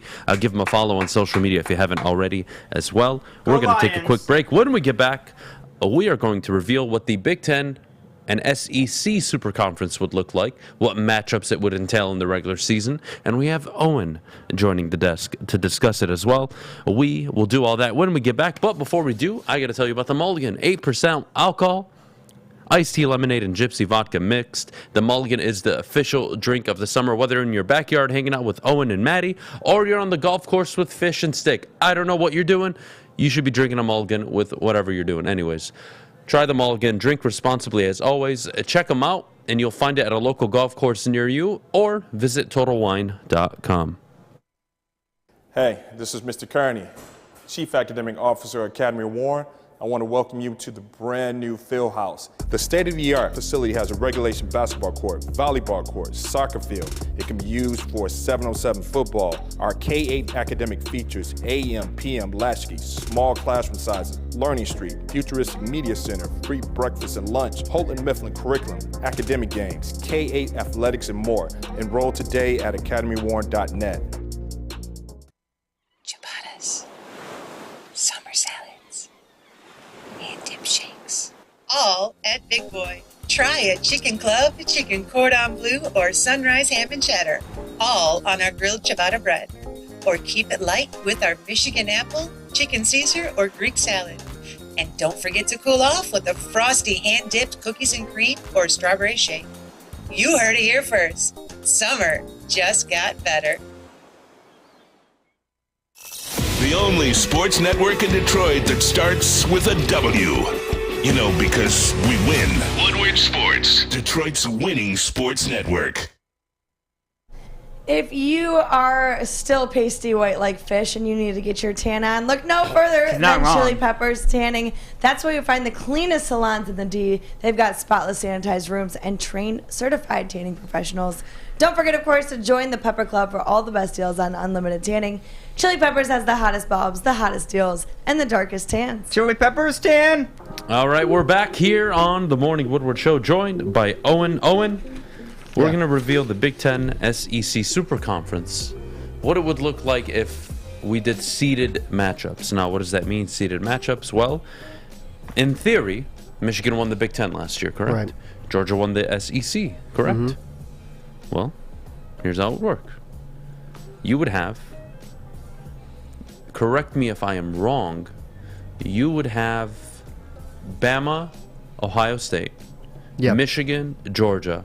Those are the matchups, for in-season matchups. Now, these can be week 1, week 2, week 3, I don't care. Early season out-of-conference matchups. First that weeks, one, just make the product a hell of a lot better. But 2, absolutely change the whole landscape. It allows the Super League or conference, whatever you want to call it, to exist. Alex, if you want to throw it up on the screen, this is the football you would get between week 1 and week 4. You would get Michigan, Georgia, Ohio State, Bama, Michigan State, Oklahoma, Iowa, Kentucky. If you go to the far right, you see USC, Texas. I'm all for that. Purdue, Tennessee, UCLA, Texas A&M, Penn State, South Carolina. My God, these are matchups that you watch. You would sit your ass on the couch and watch these games. Wisconsin, Ole Miss.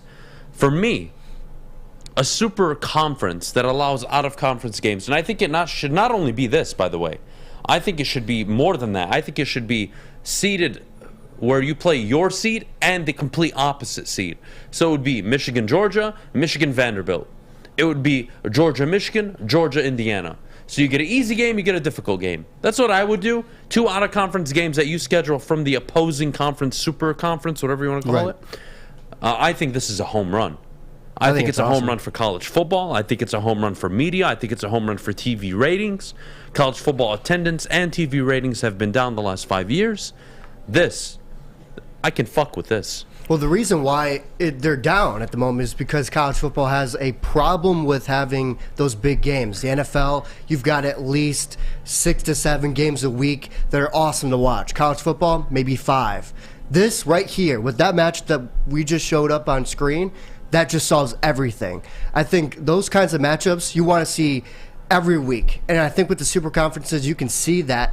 And if in the first 3 weeks, instead of playing Akron or some no-name school that really nobody cares about, you're playing Oklahoma if you're Michigan State. Or if you're Michigan, you're playing Georgia. I think it's awesome for the sport. I think it's awesome for the sport. You look at the ratings, they will significantly change, right? They'll make more money. How do you... Again, I like to think big picture. I'm not going to cry if I'm a Michigan fan, Michigan State fan, Georgia fan, if I lose an extra game or 2 a year and I still make an expanded college football playoff. Yeah, no. It's a litmus test throughout the whole season. Right. What does Michigan open up with? A bunch of nothing. They play Hawaii, Colorado State? UConn? Wow. Boy, we're really measuring ourselves up for that Iowa game in week 5. Look, this all is based on the expansion of the college football playoff, which I think should go to either 12 or 16. I think 12. And if you do 12, what you're telling me is there's going to be a bye week if it's 12. Yeah, well, you're talking about for just college football playoffs? Yes. I think you have to eliminate the conference title games in the process of expanding it to 12, and then the first 4 in get the bye, and then you have home games for the higher seed for the college football playoff with 12, because that just, for those cities, like if you had a college football playoff game in Ann Arbor, Columbus, East Lansing. Would you move to neutral sites after the first round? Or would you only move to neutral for the conference or the playoff semifinal? I would only do it for the championship game, because then... Only championship game, not even the Final Four? Nah, because... So home teams get an advantage throughout the entire playoffs for having a better record. Correct, and that makes you play hard throughout the season. Even if you've got the 1 seed locked up, let's say, then you continue to keep on playing because you know you're going to have to play for home field advantage. You know, it's like the NFL. You want to keep on playing as hard as you can. That incentivizes your team to keep on playing. And I think it would be awesome for those cities. If you're hosting, I mean, these neutral site games, they're okay for college football. I think if you have it at a home game, that makes it even better. Just for the atmosphere for a college football game at home. Can you imagine if it's at Alabama or something like that? That would be phenomenal. This is an interesting comment. You do realize that those mid-major schools depend on those checks from playing the big schools. And you know what? Yeah. Can I get the camera on me real quick? I don't give a fuck. I'm an elitist. I'm a capitalist. I don't give a fuck. Give me better product on the field. You think I care if McDonald's goes out of business because a new fast food chain comes in and they serve better food? You think I give a rip? No, I don't. Welcome to life. Yeah. Give me better football. It's not, I wouldn't say a dying product, but it's a product that's not doing what it should be doing. Struggling. College football, to me, should be only second to the NFL. Maybe third to the NBA. That's it. And when you have ratings that are dipping the last 5 years, this is how you fix it. Yep. Give me the super conference. And what you do now is you currently play 9 to 10 conference games a year, right? You play 2 out of conference. And then you can reserve 1 as a cupcake game for a Colorado State, a Hawaii, an SMU, one of these teams that you want to financially help and play on the road at every year. Be my guest. I don't care. But don't sit here and tell me, well, the mid-major schools, what are we going to... You know what? You can kick rocks. That's what you can do. Because people would rather watch Michigan, Notre Dame, Michigan State, Oklahoma, Michigan State, Georgia, than they would watch Michigan State, Colorado, Michigan, Colorado State. Nobody gives a rip. Right, besides those home teams, and like if you're Michigan or Colorado State, who else is watching that game? I might tune in for 2 seconds just to see what the score is and see who's starting. That's about it. Like, there's other ways you can help out these mid-major schools by like maybe having some kind of tournament for them that you can tune in for, but like that's not where college football thrives. It's going to be those big schools, those big programs that are going to get the most money and make the games the most fun. Again, you can schedule 1 out-of-conference game. Right. From the big leagues, right? And schedule a smaller school. And every school in those conferences can do it. And you can play it at home or away, typically at home, right? And you pay them to come out, and it's Correct. a free win, basically, is what you're doing. And the school makes the money. But, guys, if your schools alone, based on tuition, can't fund, without sports, if your university can't even fund your school, there's a problem.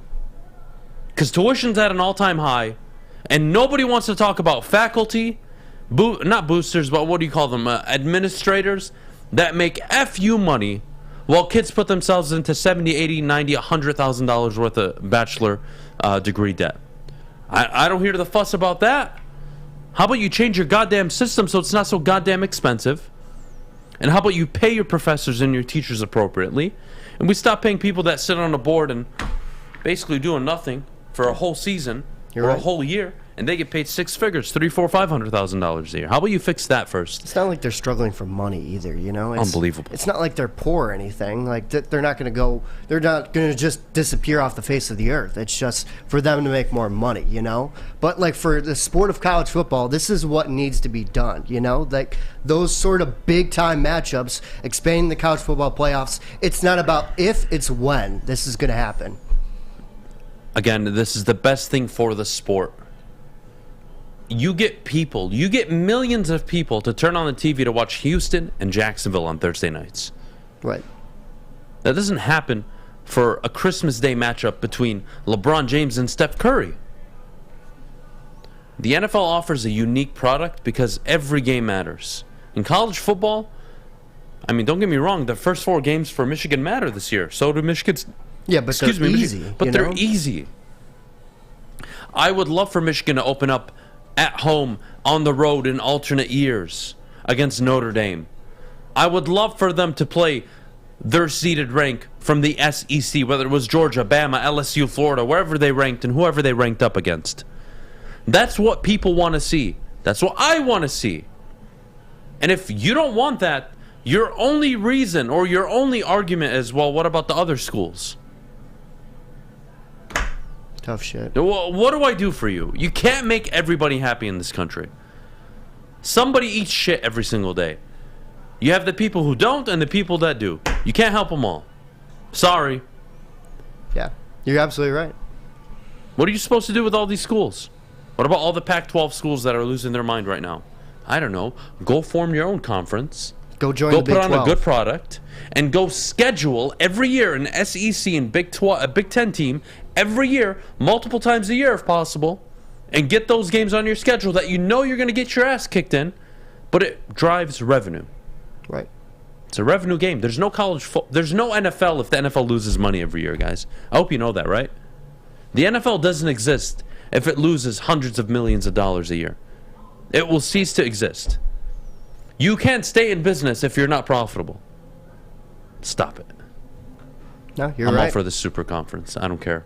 So am I. And obviously there was discussions between the Pac-12 and the Big 12 joining and merging the two conferences.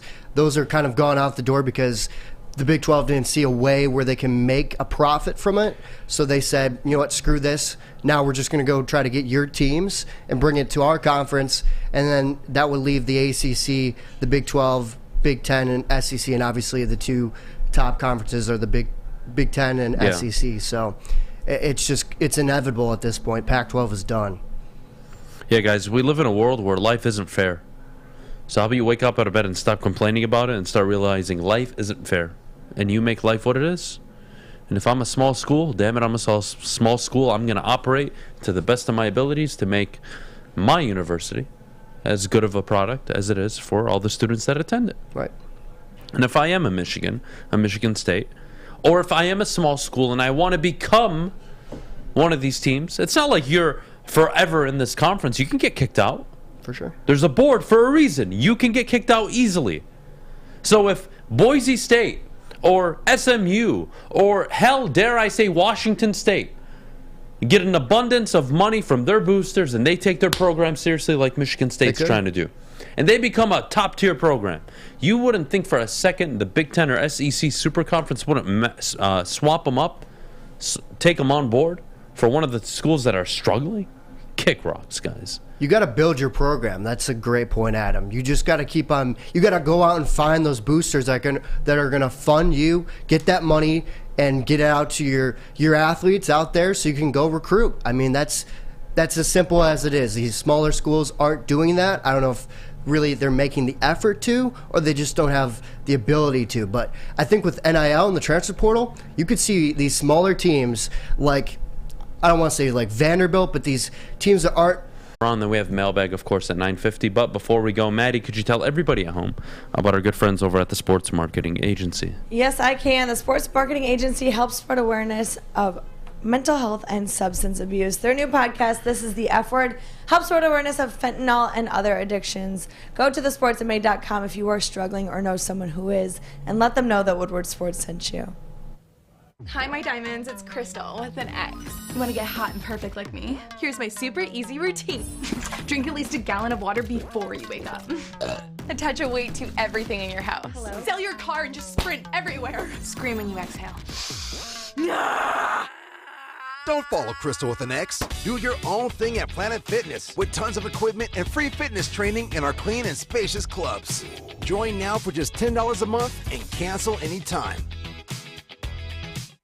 Detroit's downtown summer playground is back. Open all summer long, the Monroe Street Midway. Enjoy roller skating, free Wi-Fi, food trucks, art installations, and so much more. Don't forget to take advantage of the basketball court, putt-putt, and, of course, family programming all summer long.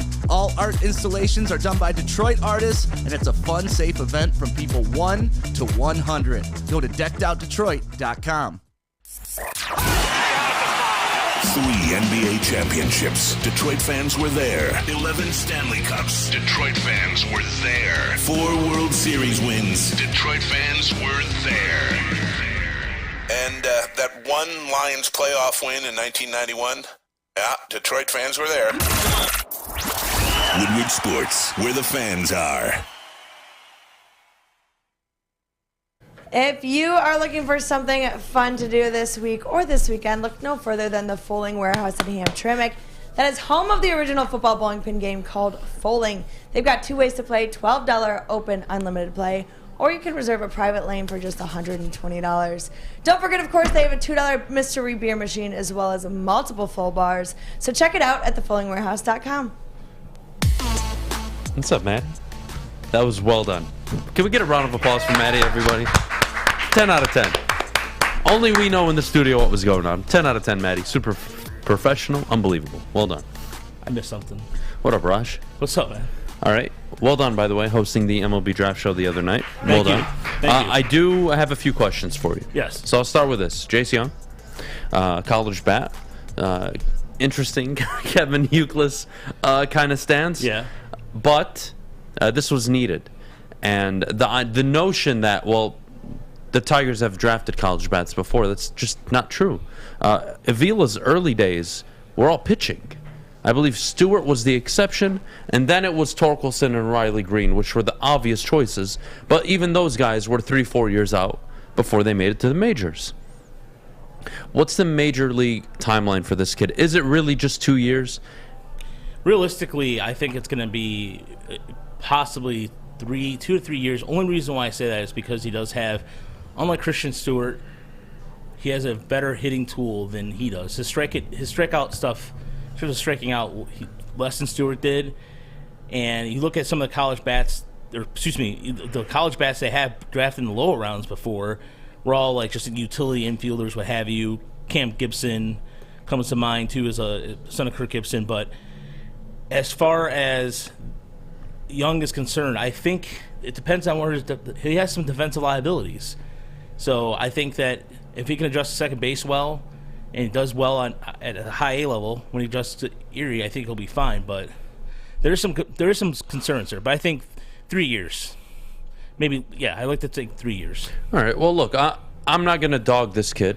He's a prospect, hopefully a very good one. Left-handed power is something this lineup is deeply missing, and I think a power left-handed bat at Comerica is an advantage. It truly is. You have that big gap out in right center. And then, of course, to hit a home run to right field isn't the most difficult for a lefty, especially somebody who pulls a lot. So I'm excited for his future, but what if I told you that if I took over the Tigers tomorrow, I would shop Robbie Grossman, Jonathan Scope, Jamer Candelario, and Michael Fulmer, all gone by the deadline. And I would probably have to invest $200 to $300 million worth of contracts over the summer. And those trades, I would have to get a young prospect or two that I felt good about.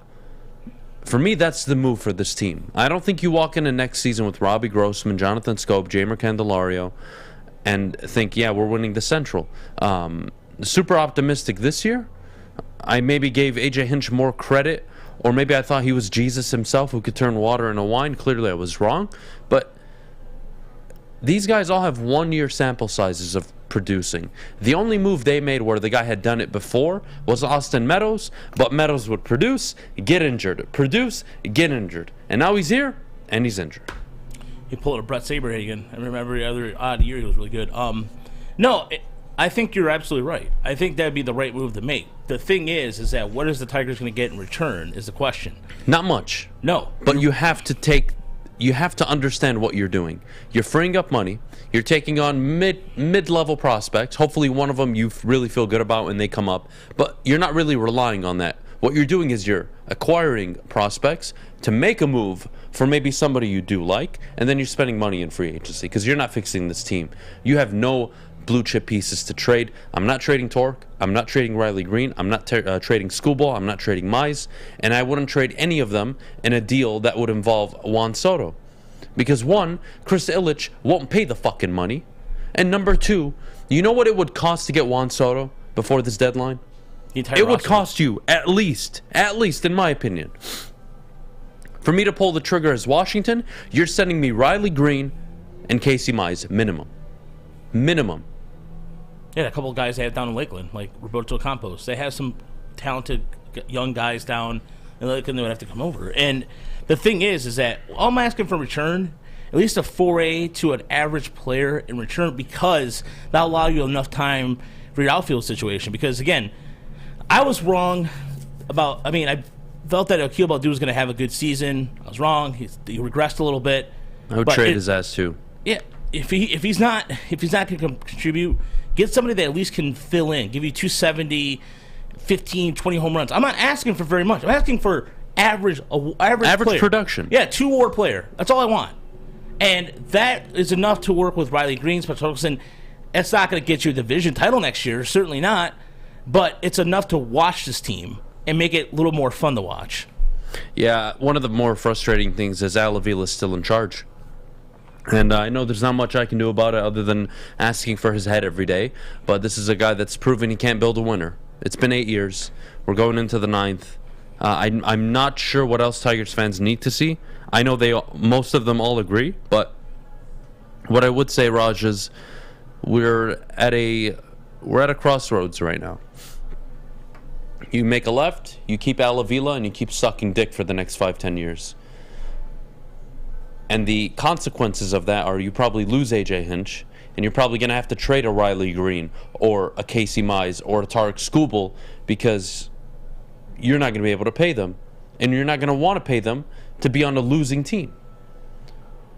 And then there's the other road where you get rid of the GM and you bring in a new fresh face, and he revamps the entire front office. He revamps the scouting department. He relooks and adjusts their analytics team. And you really got this roster. And I think a good GM, in my opinion, a top 12 GM, could walk into the Tigers situation right now and have them pushing, not in the wild card, but pushing for a wild card spot next season. Why?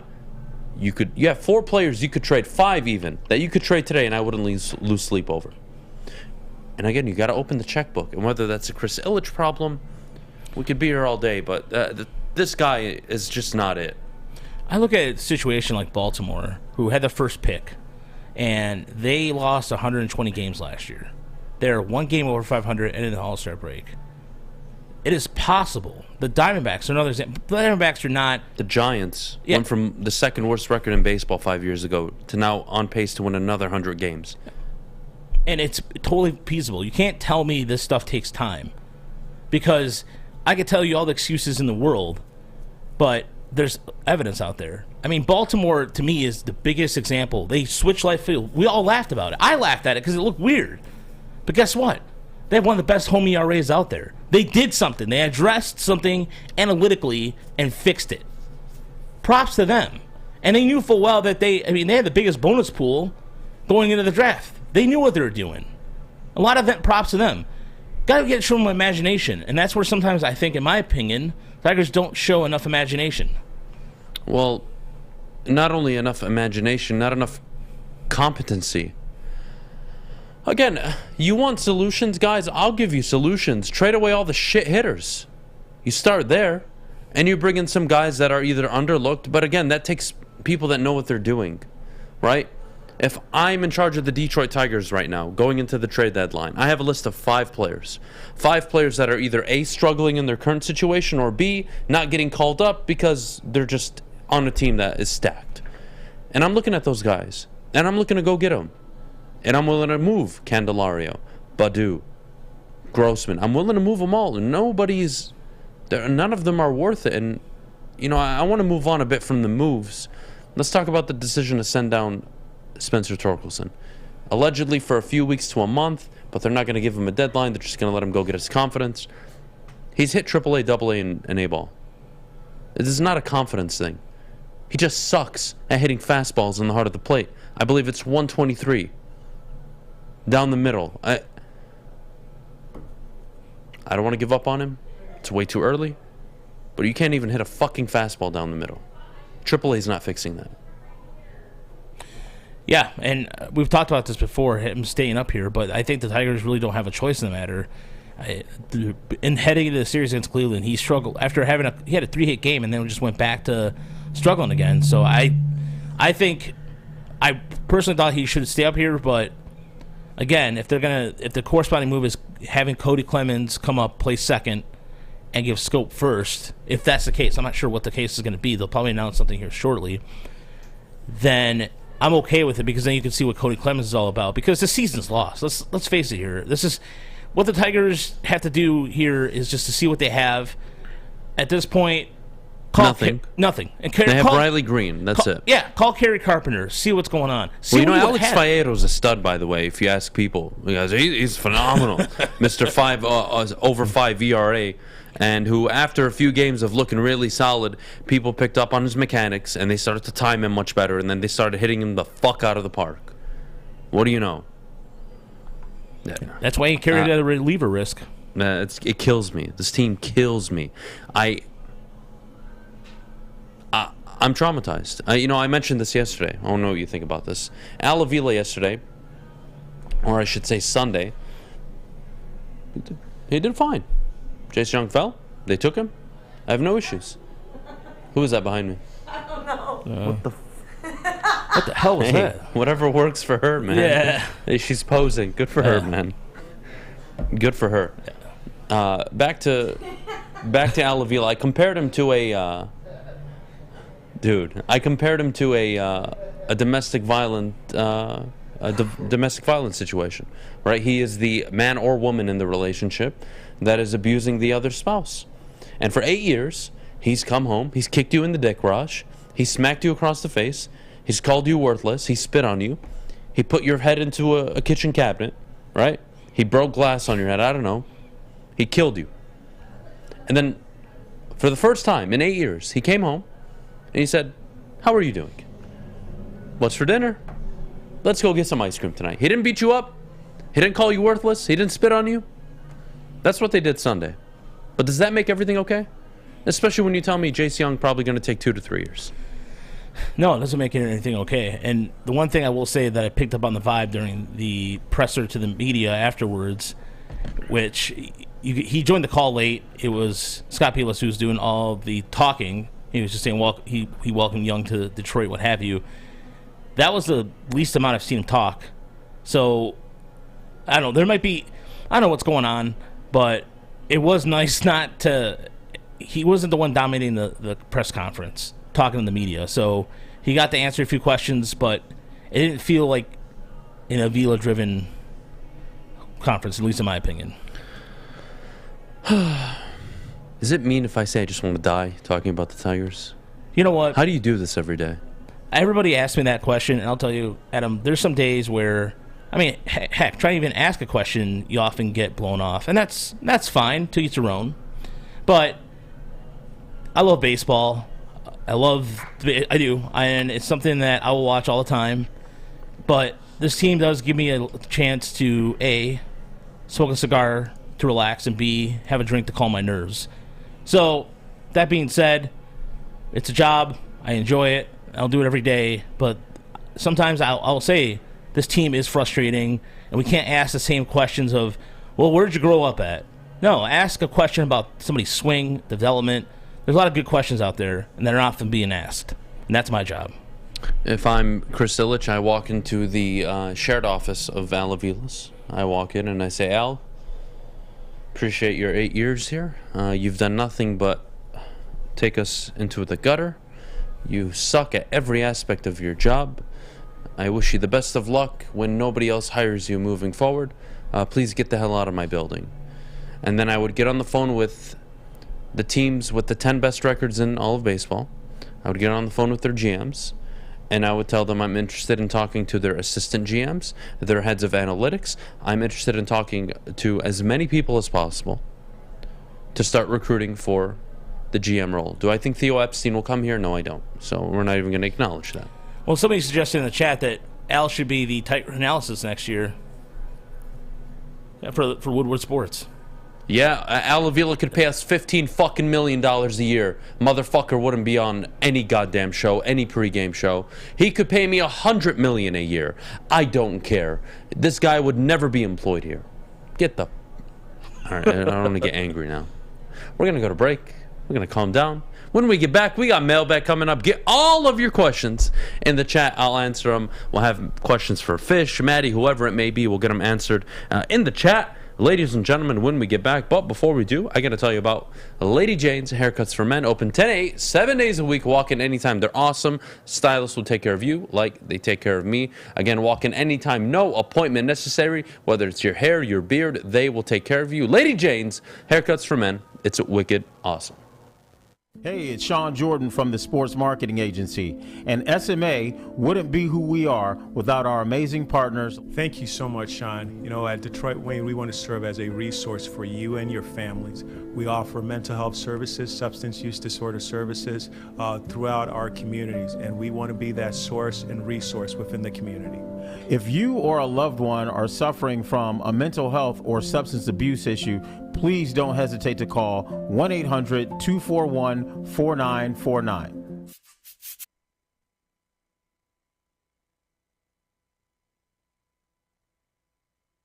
Make sure you download the Woodward Sports app in the App Store and the Google Play Store today. Take Woodward Sports with you wherever you go and listen live on your phone or mobile device.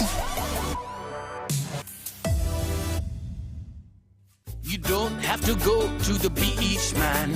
You don't have to get your butt crack full of sand. You just need a little chili peppers, man, to get that glowing beach chili peppers tan. Woo! With 26 locations in the Metro Detroit area and more coming, Chili Peppers Tanning is where you'll find the cleanest salons in the D. Join the Pepper Club for the best deals on unlimited tanning. Head to chilipepperstanning.com. You just need a little chili peppers, man. OddsTrader.com is the #1 site for all of your game day bets. Play-by-play updates, live scores, and the best price on every game from multiple sports books. Go to OddsTrader.com right now for your best bet, or you can download their app from the App Store today. All right, we're back here on the morning show. Mailbag time. We'll start with Funky's question. Adam, do you think the reason Derek Carr gets all the hate is because of his brother David, ? You know, like people think they're the same guy or something. Funky, I don't understand it. You know, to be honest with you, last season I was defending him the whole season. And early on, week 3, week 4, I had done a segment where I believe I said I would take him over Baker, Ryan Tannehill, Matt Ryan, some of the, you know, the average guys, above average guys in the league, and that I thought he was better, and that I thought he was a top 10 quarterback. And even, you know, my buddies in my fantasy football league group chat were like giving me a lot of crap about it. Like, what are you talking about? Derek Carr sucks. He's awful. I'm like, guys, like, you're not watching how important this guy is. If I would compare him to anybody, I would compare his time with the Raiders to Matthew Stafford's time with the Detroit Lions. Except the only difference between the Raiders under Derek Carr and Matthew Stafford are that, one, obviously, Derek Carr led them to the playoffs in 2016 and 2021. And they finished second in their division at 12-4. Why? Because he went down at the end of the year. I don't understand the Derek Carr hate. If you put Derek Carr on most teams, he would be the starting quarterback outside of maybe 8-9 teams. Derek Carr, to me, is a very underrated quarterback. Having said that, I think this year's going to be a big year for him. His first offensive-minded head coach, Devontae Adams, he made Hunter Renfrow a viable option in the NFL. With relatively no run game. And a fake head coach last season. He carried all that into the playoffs. Yeah, Derek Carr's the problem. Derek Carr's the problem. All right, what other questions do we have in the chat? Adam, are you going to be a Michigan State fan or a Michigan fan this fall? I really don't know yet. That's a lie. You know. No, I really don't. Do I have know. not decided. I really haven't decided yet. What's up, Owen? We still planning on doing the thing with... Yeah, you guys are going to make a Shark Tank presentation to me. Yep, we're going to do that. We're each going to present... Yep, Braylon and Ryan Armani are going to present me why I should be a Michigan fan. Right. You and Spencer are going to present to me why I should be a State fan. When is this happening? Is this going to be like early August? Okay. Early to mid-August it's going to happen. Get We still ready have for some fall logistics camp, to figure out. Yeah, Good. Hopefully you convince me. All right, Mailbag. Will Ben Johnson and the offense rank higher than AG, Aaron Glenn, and the defense, or will they pretty much be neck and neck? I would bet my money that the offense would be ranked higher, given they will be one of the higher third down efficiency teams. I think red zone, they're going to be extremely efficient, controlling the clock. The problem is they will be one of the more efficient offenses. I don't think statistically they will put up the yards and points a game that let's just call it what it is, the top 15, 16 teams in the league could do. What do you realistically expect to get in the trade for the bums on the Tigers? Nothing, but nothing is better than the bums they have now. And we need to stop acting like Grossman, Scope, and Candelario are viable major league options. And you need to spend money. That's what it means. I'm not expecting a huge ROI outside of getting the crap hitters out of town. Super simple.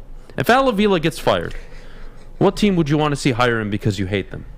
The Mets. Fuck you, Abe. That's for your stupid question that you had. Moving on. What other questions do we have? Who will be broadcasting college football game day this fall? I will be involved. Who else is yet to be officially confirmed? But I will be involved in the college football broadcast and probably in the NFL Sunday broadcast that we'll be doing this year. So it's gonna be a fun. It's gonna be a fun season for everybody. Adam, what is Jared Goff's trade value following Baker and Wentz trades? Ooh, good question. Easy. I would say Jared Goff right now goes at most for a 4th-round pick. But he goes out and has his best season since 2018. The Lions win 7, 8, 9 games. And he is efficient. 1, I don't think they trade him anyways. But 2, I think his value, you could push for a 3rd-round pick, maybe a 3rd and a 6, a 3rd and a 7. But I don't think he'll ever garner a 1st, let alone a 2nd. I don't think that's ever going to happen. Adam, what kind of strippers will you bring in when Al Avila gets fired? You know, Terry talks about the one-legged stripper all the time. I will bring in that one-legged stripper to the show if Al Avila is fired. From Pontiac or wherever she's from? Wherever the hell she's from. I don't know. I have to get that information from him. I have to go back and watch the shows. All right, other questions that we have in the chat. Let's see. Who is a realistic baseball free agent for the Tigers? Nobody, Elijah, because Chris Ilitch is a cheap motherfucker. All right. Let's see. Y'all should get a hold of the Michigan Warriors to see if they can cover the Warrior Classic in Troy in October. Interesting. Is there anyone internally within the Tigers? No, Jimmy. No. You don't look to improve a bad operation from within. That's not how it works. You don't hire within to fix a bad op. It's a bad op. They all have bad tendencies. They all look at the game of baseball wrong. They all suck. Moving on. Here we go. Other questions that we have in the chat for Mailbag. Whew. Abe, shut the hell up. Leave me alone. Easy, I would say his value is slightly higher based on the fact that the team and him seem to be on the same page. Yeah, maybe you're right, Funky. I just don't think he goes for a 2nd at all. Adam, what is your 2nd favorite sports town? Ooh, good question. I very much associate myself with LA a lot. I do like LA. Even prior to the Rams ever being there. I think the concept of LA is, you know, the expectations to be great always. I love that about LA, but they're also scummy as hell. So that's not ideal. I gotta respect, you know, your core sports towns. You have your Bostons, right? You know, you have your roots. Boston's a good city as well. Adam, did you watch The Captain last night? No, I'm not gonna watch Derek Jeter, as Maz would say. I didn't watch it, and I probably won't watch it, to be honest with you. I'm not interested. Do you feel bad for Cabrera? He got locked into Detroit while his former teammates went on to win rings. Yeah, Miggy was made when he got to Detroit. He led the Marlins to a championship. I don't think he's losing sleep over not winning a chip outside of Detroit. So that's it. Miggy's getting paid. He's happy. He's chilling. What else we got? Let's see. Adam, who you're looking forward to seeing in Lions training camp? I'm looking forward to seeing Aiden Hutchinson. That's what I'm looking forward to. I think that's ideally your X-Factor player on defense this year. That's the guy I think that wins Defensive Rookie of the Year.